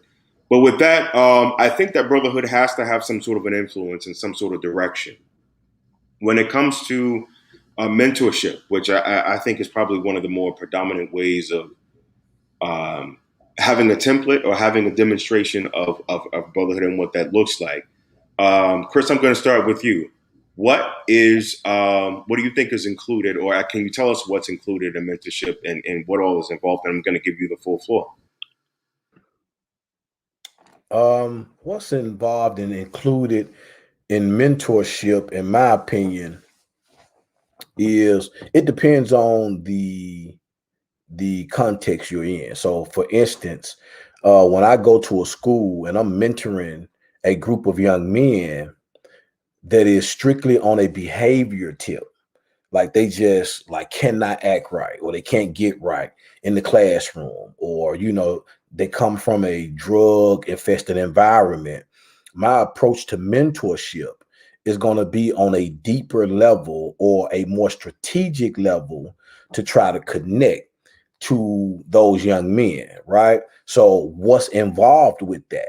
I'm not talking about, sports, or I may start off talking about sports, and then sports will let me know what kind of environment they come from. Let me give you an example. I'm at a school that's poverty stricken here in Memphis, and they bring me in to talk to this young man. And I'm like, and this lady's just running me down about how how he's about to start selling drugs to take care of his family, he won't respond to her, he won't respond to this. I'm like, okay. And she's like, Mr. Broom, if he snaps off on you, if he cusses you out, if he does this, that's just him. Like, she's really like on some old, I'm like, man, so this must be a tough dude. Right. So I go in the room, Brian. Within 5 minutes, this dude is smiling, talking. What they couldn't get him to do all school year, I had him doing within 5 minutes. Well, what I did was, one of the things I did that's involved with that was, we started connecting through sports. As simple as that is, it's very hard to do that with a broken young man, right? Yep. Because he don't trust nobody enough to talk to him. So, we started talking about sports. I was like, well, who did you go to the games with? Now, watch this, Brian and Carl. Who did you go to the games with? My auntie. Okay, how many games have you been to? At least 5. Okay, and you've been to all 5 with your auntie? No. My grandma take me sometimes. Your auntie and your grandmother. You know what that told me without him even saying? You don't have a mother, you don't have a father. Right. Exactly. I ain't asked them nothing about neither one of them. You just told me that. You don't go to a game with your father. You don't go to a game with your mother. You go with your grandmother and your auntie. Boom, right there. I got information out of you that I didn't have to ask. So what's involved with that? You got to be invested in mentorship.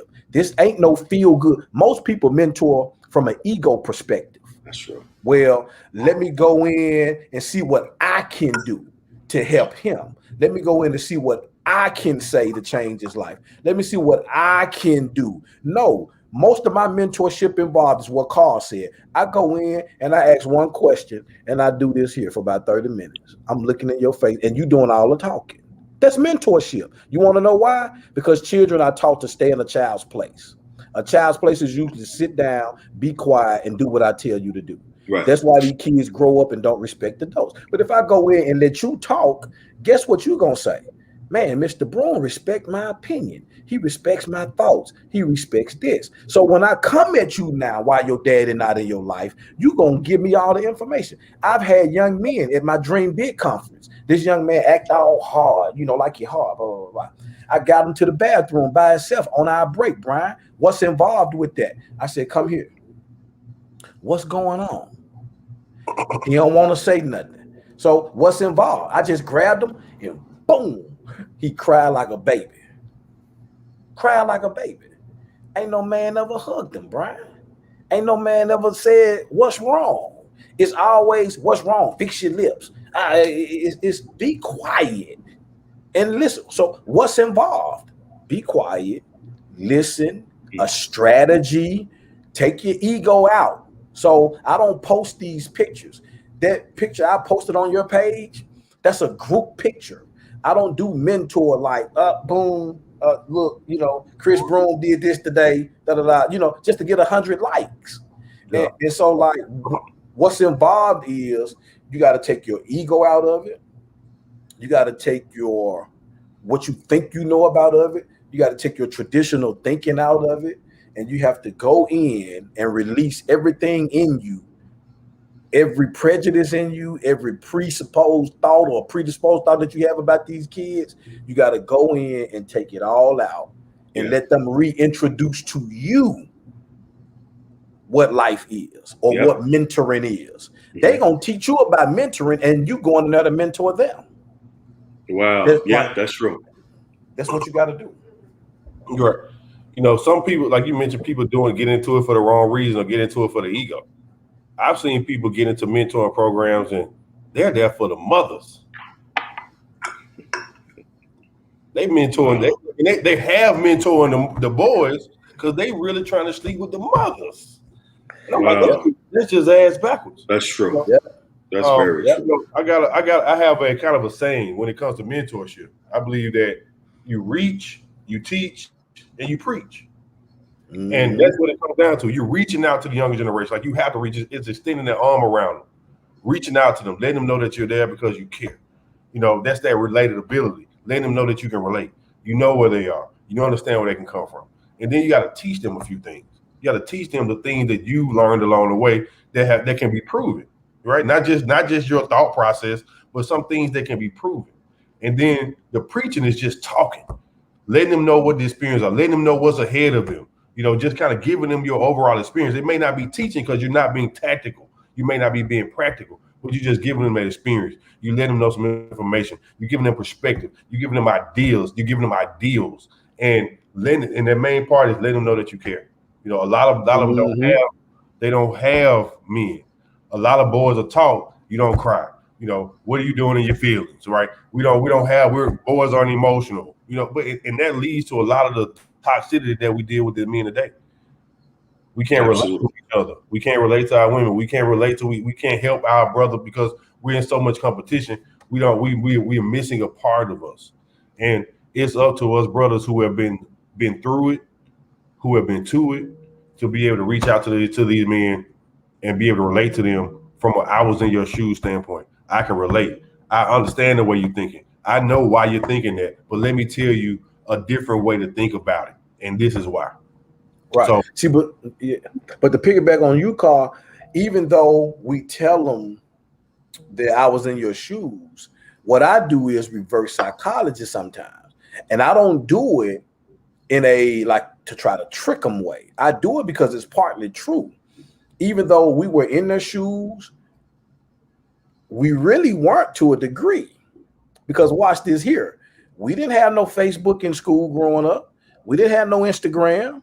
We didn't have so much easy access to everything growing up, right? You know what I'm saying? We drunk out the water hose, for God's sakes. Well, I don't know about that because remember, I walked to the library for 10 miles. Remember that?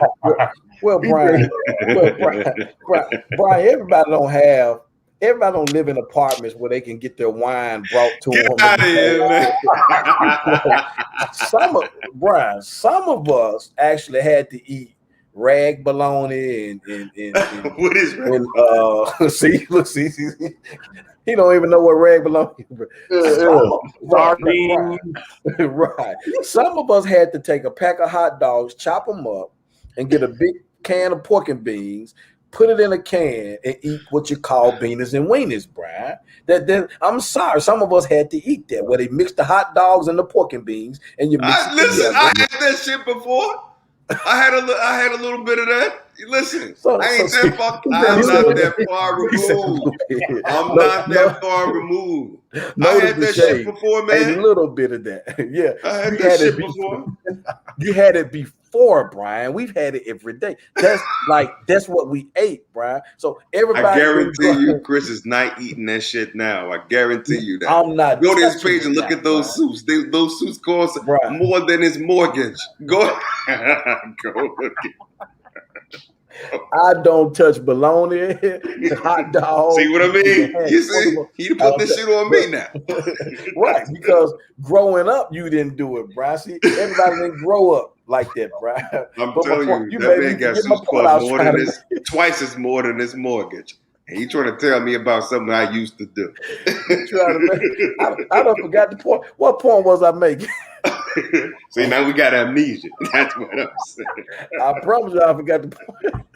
You got me tripping. What point? I forgot what point I was making. I had to go and check you out, man, because you was trying to come at me. You was trying to come at me. I had to go check you out. I was like, oh, see, this is what it's the deflection. That's what it's about. That's now, Brian. That's okay, now. You've been accustomed to the wine being delivered. You've been accustomed to the finer things. Not me. I'm just being exposed to it, bro. You get what I'm saying? You were talking about how we grew up in their shoes, but the time So what that does, bro, is what I realized when I let them know it's some things you going through I can't even relate to, even though I can, but I let them know you got a leg up on me. What it does is it makes them feel like they can open up in a way to teach me something. And the problem with men is we want to do the teaching. We don't want to be taught anything, especially from no teenager. So so that's why I say you got to drop the ego, because if I go in ready for you to teach me something, The goal is to get you to connect with me, is to get you to become the mentee. Sometimes they won't become the mentee unless you give them the mentor position. So seek to understand before seeking to be understood. Right. There you Exactly. go. Right. There you go. So that's the point I was making about what's involved. So who's all included and what's involved? A lot of times what's involved, Brian, in my opinion, is I have to go in as the mentee. And when I go in as the mentee, I give them the leg up. I don't know a child in the world don't want to teach a grown person something. Rightfully so. I'm just saying. I don't know a child in the world don't want to teach a grown person something, especially a man. They're going to do it all day long. And when you do that, I just reverse the roles. And now I just connected with you on a level that ain't too many grown people tried to connect with you because we're too busy trying to tell you what to do, what you should be doing, how you ought to do it. So that's what's involved, in my opinion. Absolutely. So, Carl, same question to you. About what's involved in the mentorship? Yeah, what's involved in mentorship, and what do you think should be included as we try to extend an olive branch to these young men, you know, in an effort to really kind of teach them about brotherhood and for them to get a foundational understanding of what that means? Well, seeking to understand, like, you know, it's I think listening comes first, and letting them know that you are concerned genuinely and that you really are there for them and not for your own sake and purposes, you know. So it kind of leads to what Chris was saying about, you know, blasts on social media. A lot of people are doing these things for their own personal build up or their own platform, building their own platforms and that type of thing. And I think that can deter from it. Yep. So when I use the analogy of being able to reach, teach, and preach, you know, I think that's a big part of it. But, you know, to Chris's point earlier, you know, we're not like we've been in their shoes, but the shoes were a little different. You know, the times were a little different. So being able to relate to them, I think, is important. Letting them know that you're not there to ridicule nor chastise them is important, but you're there to help them mature, and you're there to help them navigate through the next phases of life. So it's first of all caring enough to be able to get in front of those young men, or shit, mentorship young women for that matter. You know, you got girls growing up without fathers, girls growing up without father figures. So we have a job to do on both sides of the track there. Wow, so, that's very powerful. So it comes down to that genuine concern. It's genuine concern. You have to have genuine concern, and you have to show genuine concern. Okay. All right, for our final topic of tonight, just to sort of round things up here with our feature topic tonight, brotherhood. I think we've explored various different perspectives, various different, I guess, nuances to what it means to define brotherhood, how to implement it, right? And how do you go about engaging that with someone who may have varying different views from your perspective of what brotherhood means. But I think that in terms of once you get to that understanding, there has to be a certain basis, and that's accountability. I think that's one of the things that we all like to sort of get away from. We don't like to have a measure or a code that we establish between other guys, an individual person like a brother or a father or our sons, right? There is a capacity to have a brotherhood with your son or your father or your uncle and our immediate families outside of people that are in our communities. But as Black men in particular, how do we hold accountable? Because there are certain things that are not happening. It's not happening. How do we do that? Chris, Carl, I'm going to start with you. Man, accountability is important, but it's difficult. Because I believe that accountability has to come from self first and foremost. So when there can be a lot of resistance when you're trying to hold another person accountable. So you have to be able to kind of understand and have your arms open instead of having your arms folded, if that makes sense. So, you know, first being able to tactfully I don't want to use the word check someone, but tactfully be able to respond to the way someone's rhetoric is moving. And there's a word that I think that we need to understand what it really means, because I see it happen a lot. It's called bigotry.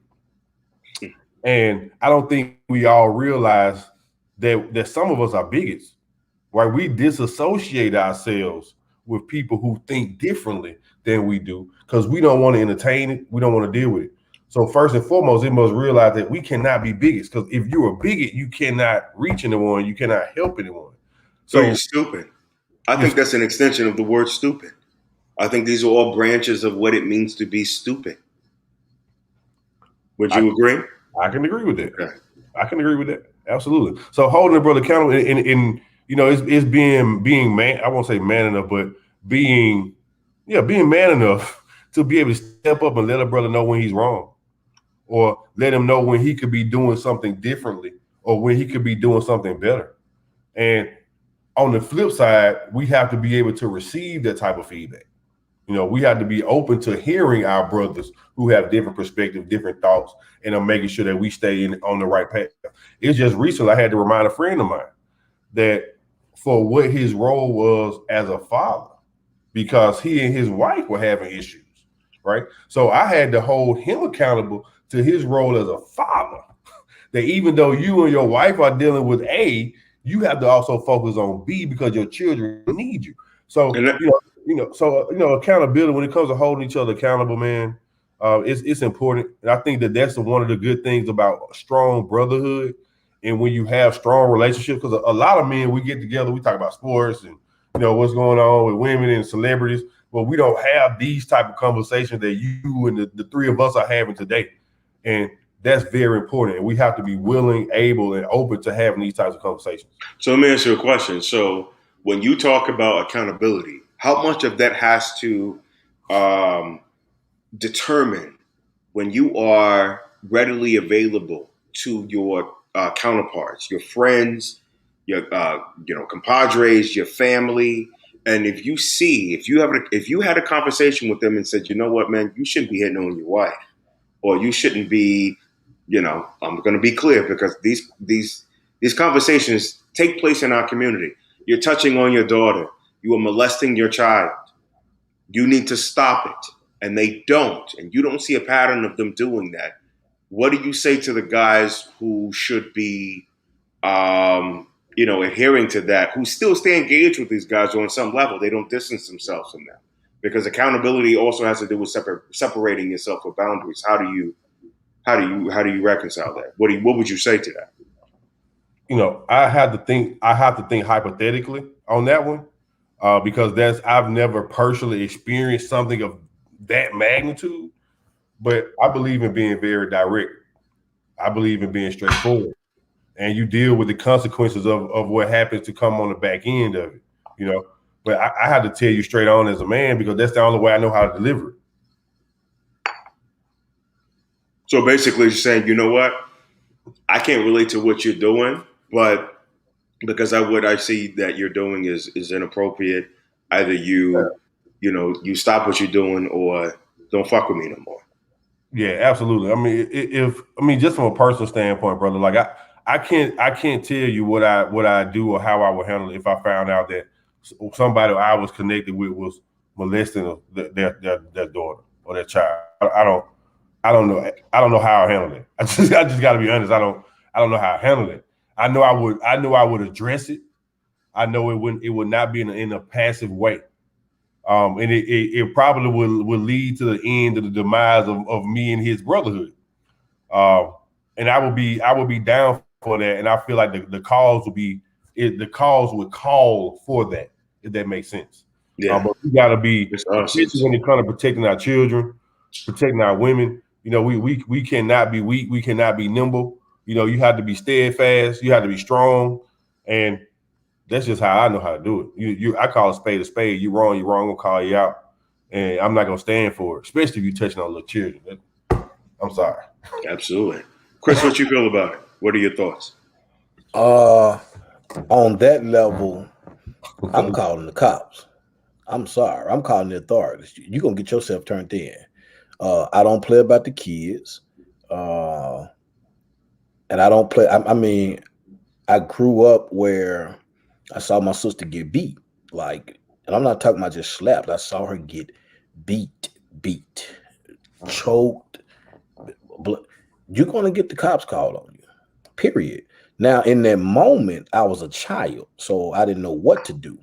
As a grown man, if I see it and it's in my presence, especially with a family member, I'm going to do what I can in your presence. But you best believe you're going to get the cops called on you. That's me holding you accountable. You're going to get these authorities called on you. I know we got our perspectives, our perspectives about the authorities, getting them involved. If I find out you touching the child, if I find out you touch my child, now I'm on the car level right there. I don't know what I do.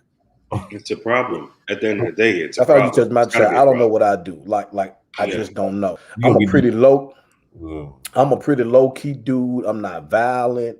I'm not, but there's a side to me that if I found out you touched my child in a very inappropriate way, I'm gonna do more than call the authorities. But I don't know because I hadn't been in that situation. Now, if you're talking about on a community level, how I've learned to hold brothers accountable is, is stop doing this here. Because guys don't take instructions from other guys too well, right? We got our own ways of thinking. We got our own ways of doing stuff. Especially based on the delivery.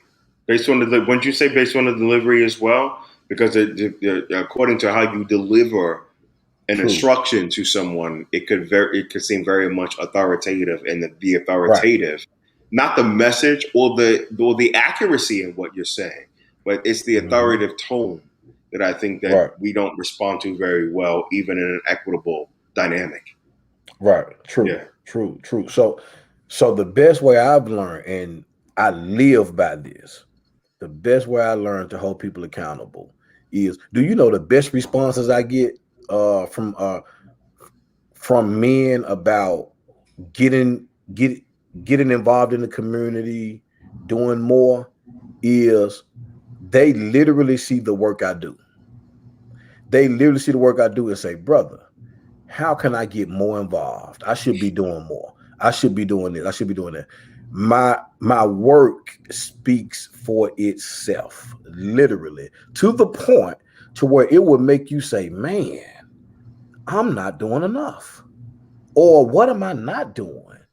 Or let me reach out to this brother, see, can I donate? Brian, I think we've been friends on social media maybe no more than 2 years or something like that. 2 years. Pre these 2 years, this is how I knew I had a whole platform. I could post and say, look, I got a child who needs $1,000. Yeah. He needs it now. Within 30 minutes, we're going to have $1,000. Right. And boom. I got a family that needs $200 for groceries. Within 5 minutes, we got $400 or $800. And people just give it. The point I'm getting to is that's just a slither of the stuff I do. Yeah. People see all that stuff and they say, man, how can I get involved? What can I do? I'm not doing enough, fam. What can I donate? The best accountability is the work you do. When you do it from a passionate place, when you do it from a pure place, and then you post it as a result of that. You don't do it to post it.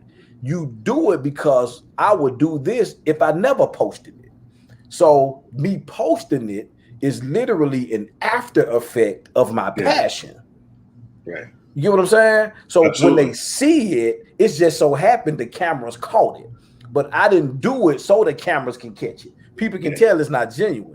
Is so when I hug a young man, when I'm mentoring or speaking to a young man, just so happen the cameras catch it, and you feel that passion, you feel that desire, you feel that work coming through the screen. Then I post it as an after effect, and folks say, man, how can I get involved with that? I'm not doing enough. I'm not doing this. And bam, I just held you accountable by not saying a thing to you. I simply held you accountable by being fully present in the purpose I believe God called me to do. In my opinion, that's the best way to hold people accountable. The second way I hold people accountable is it's no secret I'm a preacher. It's no secret. And people will call me brainwashed. You believe in that white man. Da, da, da, da, da. Here's what I learned to ask people. Whoever come at me with that, I say, brother, at the end of the day, what are you doing for the community? I'll start there. Brian, every time somebody call me brainwashed, every time somebody call me ignorant, every time somebody do it, I say, brother, what are you doing for the community? The response I get every single time is Crickets. You so woke. You so woke. You so conscious. You so black power-ish. And I like all of that. That you sit on your behind every day and do nothing for your community. Come on here. That's the problem that I have with these Hebrew Israelites. And I may even copy and paste this out so all of these motherfuckers can hear this. This is what problem that I have with the Hebrew Israelites. They want to debate and they want to do all of this shit. But when I would go and ask them, okay, so can you tell me the name of the event that you had within the last 36 months? Let's even get past COVID. 36 months that you had to benefit the community, right? As a dynamic, as a group. I get crickets too. Mm-hmm. Tell me about certain dynamics that are this. I think some people call them. I don't want to say. Let me name something else. I think it's because I don't want to offend my brother and people in my family. So, but just like let's say, for example, the Eastern Stars, right? Let me get you all on the map. I don't hear shit from y'all motherfuckers either. So my thing is that. How can we operate from a place of righteousness? And I want to clarify something with the Eastern Stars because they're not on a tangent like the Hebrew Israelites are. I think the Hebrew Israelites, particularly the one on 125th Street, you motherfuckers, you all are the ones that are a problem. I think that you got it, and the ones downtown Dallas and the ones in Philadelphia. I think you motherfuckers are the ones with the problem. And to be so self-imposing and self-righteous when you don't really have anything that you're doing as a community to be able to institute and further and advance your narrative is a problem. This is why people don't like you. This is why people don't believe in you, myself included. So I think that it's one thing to get onto a platform and say X, Y, and Z. It's another thing to see you out there in the streets. Where people can come see and touch you and feel you and have a conversation with you in person. This is what each one of us on this platform is doing. And this is why I call them the greatest minds on social media. Because we're different from you. Because we're visible, not just here digitally, but in person. With that, we're going to take a 30-second break. And we're going to come back and we're going to do our last segment. With what's next, we're going to check in with our guests. Both Carl and Chris, and we'll close out. Be back in a second.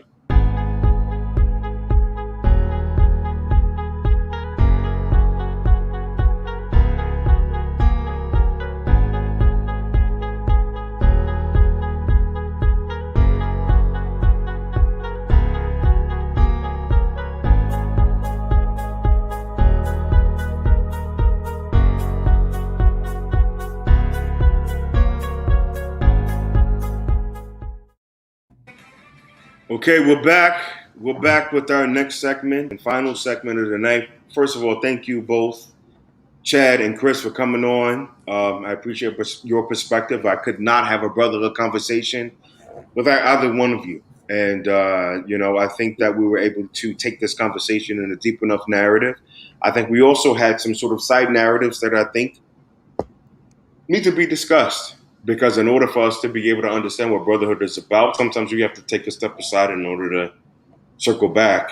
And in order for us to be able to understand what it means to be clear about what it means. Mm-hmm. to be of a well, really a connectivity, right?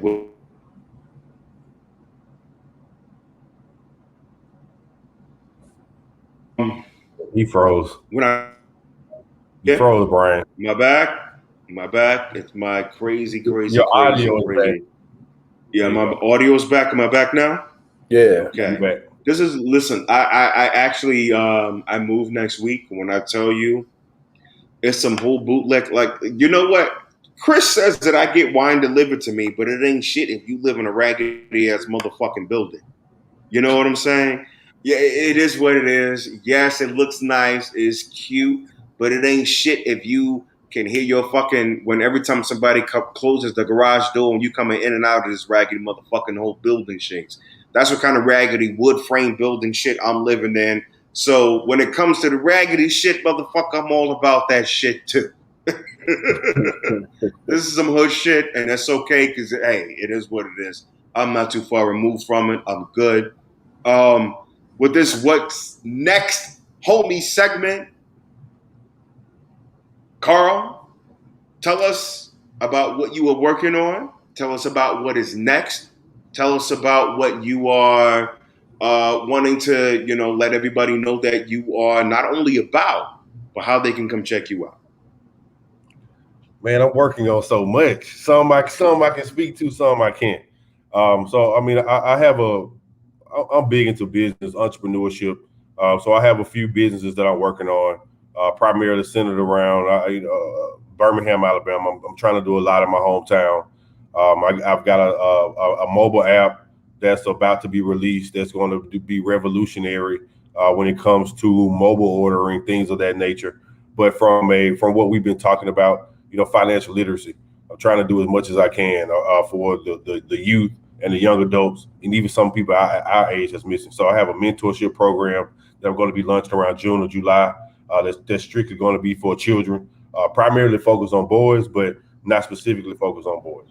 So I have that going on. I do financial planning. I do retirement planning. I do investment education, investment consulting. So I'm getting ready to, right now, I operate under my name, carlhugodavis.com. But I partnered with a couple of people, and we're launching a financial services company called Empower Financial Solutions. So that's coming out as well here in the next coming months. We're going to be at some events around Juneteenth. Hopefully everyone is aware of Juneteenth and is going to be celebrating Juneteenth. So we have things of that nature coming up. Though everyone can connect with me on social media. My name is Carl Hugo Davis on Instagram, on Facebook, as well as on my website, carlhugodavis.com. So if anyone needs any type of investment consulting, any investment education, whether it be stock market, cryptocurrencies, in real estate investing, we're here for you there. Whether it be life insurance, whether it be retirement planning, I'm doing those things as well. So I have my hand in quite a bit of things, but primarily those are the things I focus on, Brian. Thank you for asking that. But my website is carlhugodavis.com. You can find me on Facebook, Carl Hugo Davis, and on Instagram, the same handle. Of course, absolutely, brother. Well, listen, let me tell you something. Like I mentioned a little earlier in the broadcast, the brother gives if you're not familiar with the stock market or anything dealing with investments, he gives very fundamental information that when you come across certain terms, whether you have an app that when you're doing your own personal investment, when you're doing your own stock trading, and you may not necessarily be an advanced user, if you're a novice or you're beginning, the brother gives a lot of terms that you may want to pay attention to. His name is Carl Hugo Davis. You can find him on Facebook. That's why I follow him. That's why I get the most readily available information. So please make sure you reach out to him. Hopefully your page is available. It's public so people can come and follow you on this. I know there's going to be some people that's going to follow you and check in with you as a result of this. And Christopher Broom, a brother that when I tell you, I said brilliant minds on social media.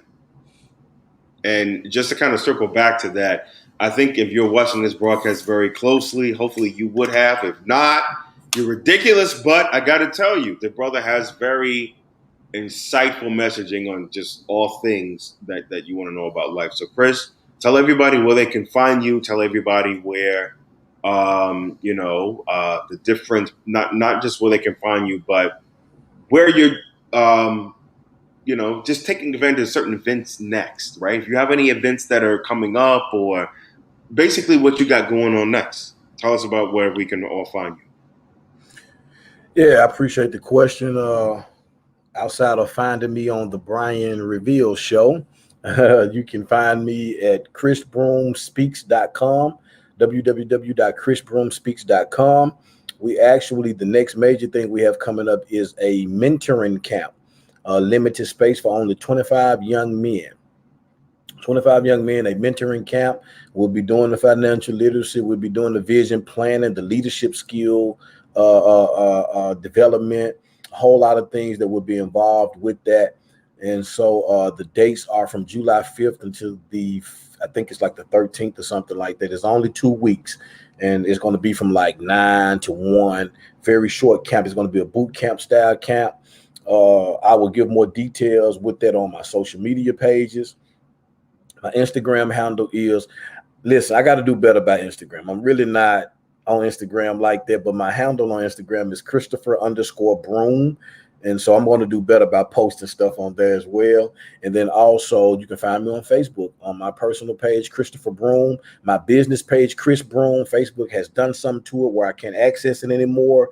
So I'm not going to worry about that. And so I'll be doing everything from my personal page, Christopher Broom. Then once again, my website, www.chrisbroomspeaks.com. Also, you can like my university page, Empowering Futures University. We're going to be starting that. Also, there's going to be a jump off from the mentoring camp, Empowering Futures University. We're going to start this online community, starting off with just young men. So parents, if you have some sons, fathers, if you have sons, not just sons we consider need help. This is for that son who's making all A's, all B's and good conduct. We forget about those sometimes. This online community is going to be for them. You can check it out. You can check some parts of it out on on my website. And once again, that's www.chrisbroomspeaks.com. Other than that, be on the lookout for my new book that I'm writing about my experiences with COVID-19, my near-death experience with that. So that'll be released hopefully during the summer. That's my second book. And you can go on my website, check out my first book, Dream Big, Think Big, Act Big. And those are on sale. You can go on Amazon as well. Other than that, it's just catch me on social media. And that's about it. That's right. That's right. That's right. Well, fellas, like I said, I could not do the show without you tonight. Just to kind of recap on everything that we talked about with the celebrity drama. Wow, don't just not mind your business, but kind of mind your business, but understand that when you see something, say something. I think that's appropriate. I think that we should never discount when women or men come to us and say that we've been violated or they have been violated. And to take that seriously, but also know that when you don't see something, right? Because we just said see something, say something, but when we don't see something, I think that we have to be able to understand what due diligence is really all about. And I think that we also have to be able to understand that, that doesn't mean don't believe someone. That means you have to review all of the evidence. Let the court play out, and you have to do your due diligence as a citizen to help that person navigate through the things and the tools that are necessary to help them be vindicated. Tonight, we also had a very deep and thorough conversation about brotherhood. And I have a brother that I'm very close with. You know what I mean? My brother is 3. He's 3 years younger than me.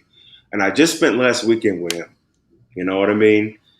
And I saw him with his wife. I saw him with his kids. And to be able to protect him, being able to facilitate that joy and honor and protection, and being able to be a partner, being able to be just a confidant for him in whatever space that he needed me to be in order for him to be able to maintain that. How could I lose my humanity in not being a part of that? How? I couldn't fathom that.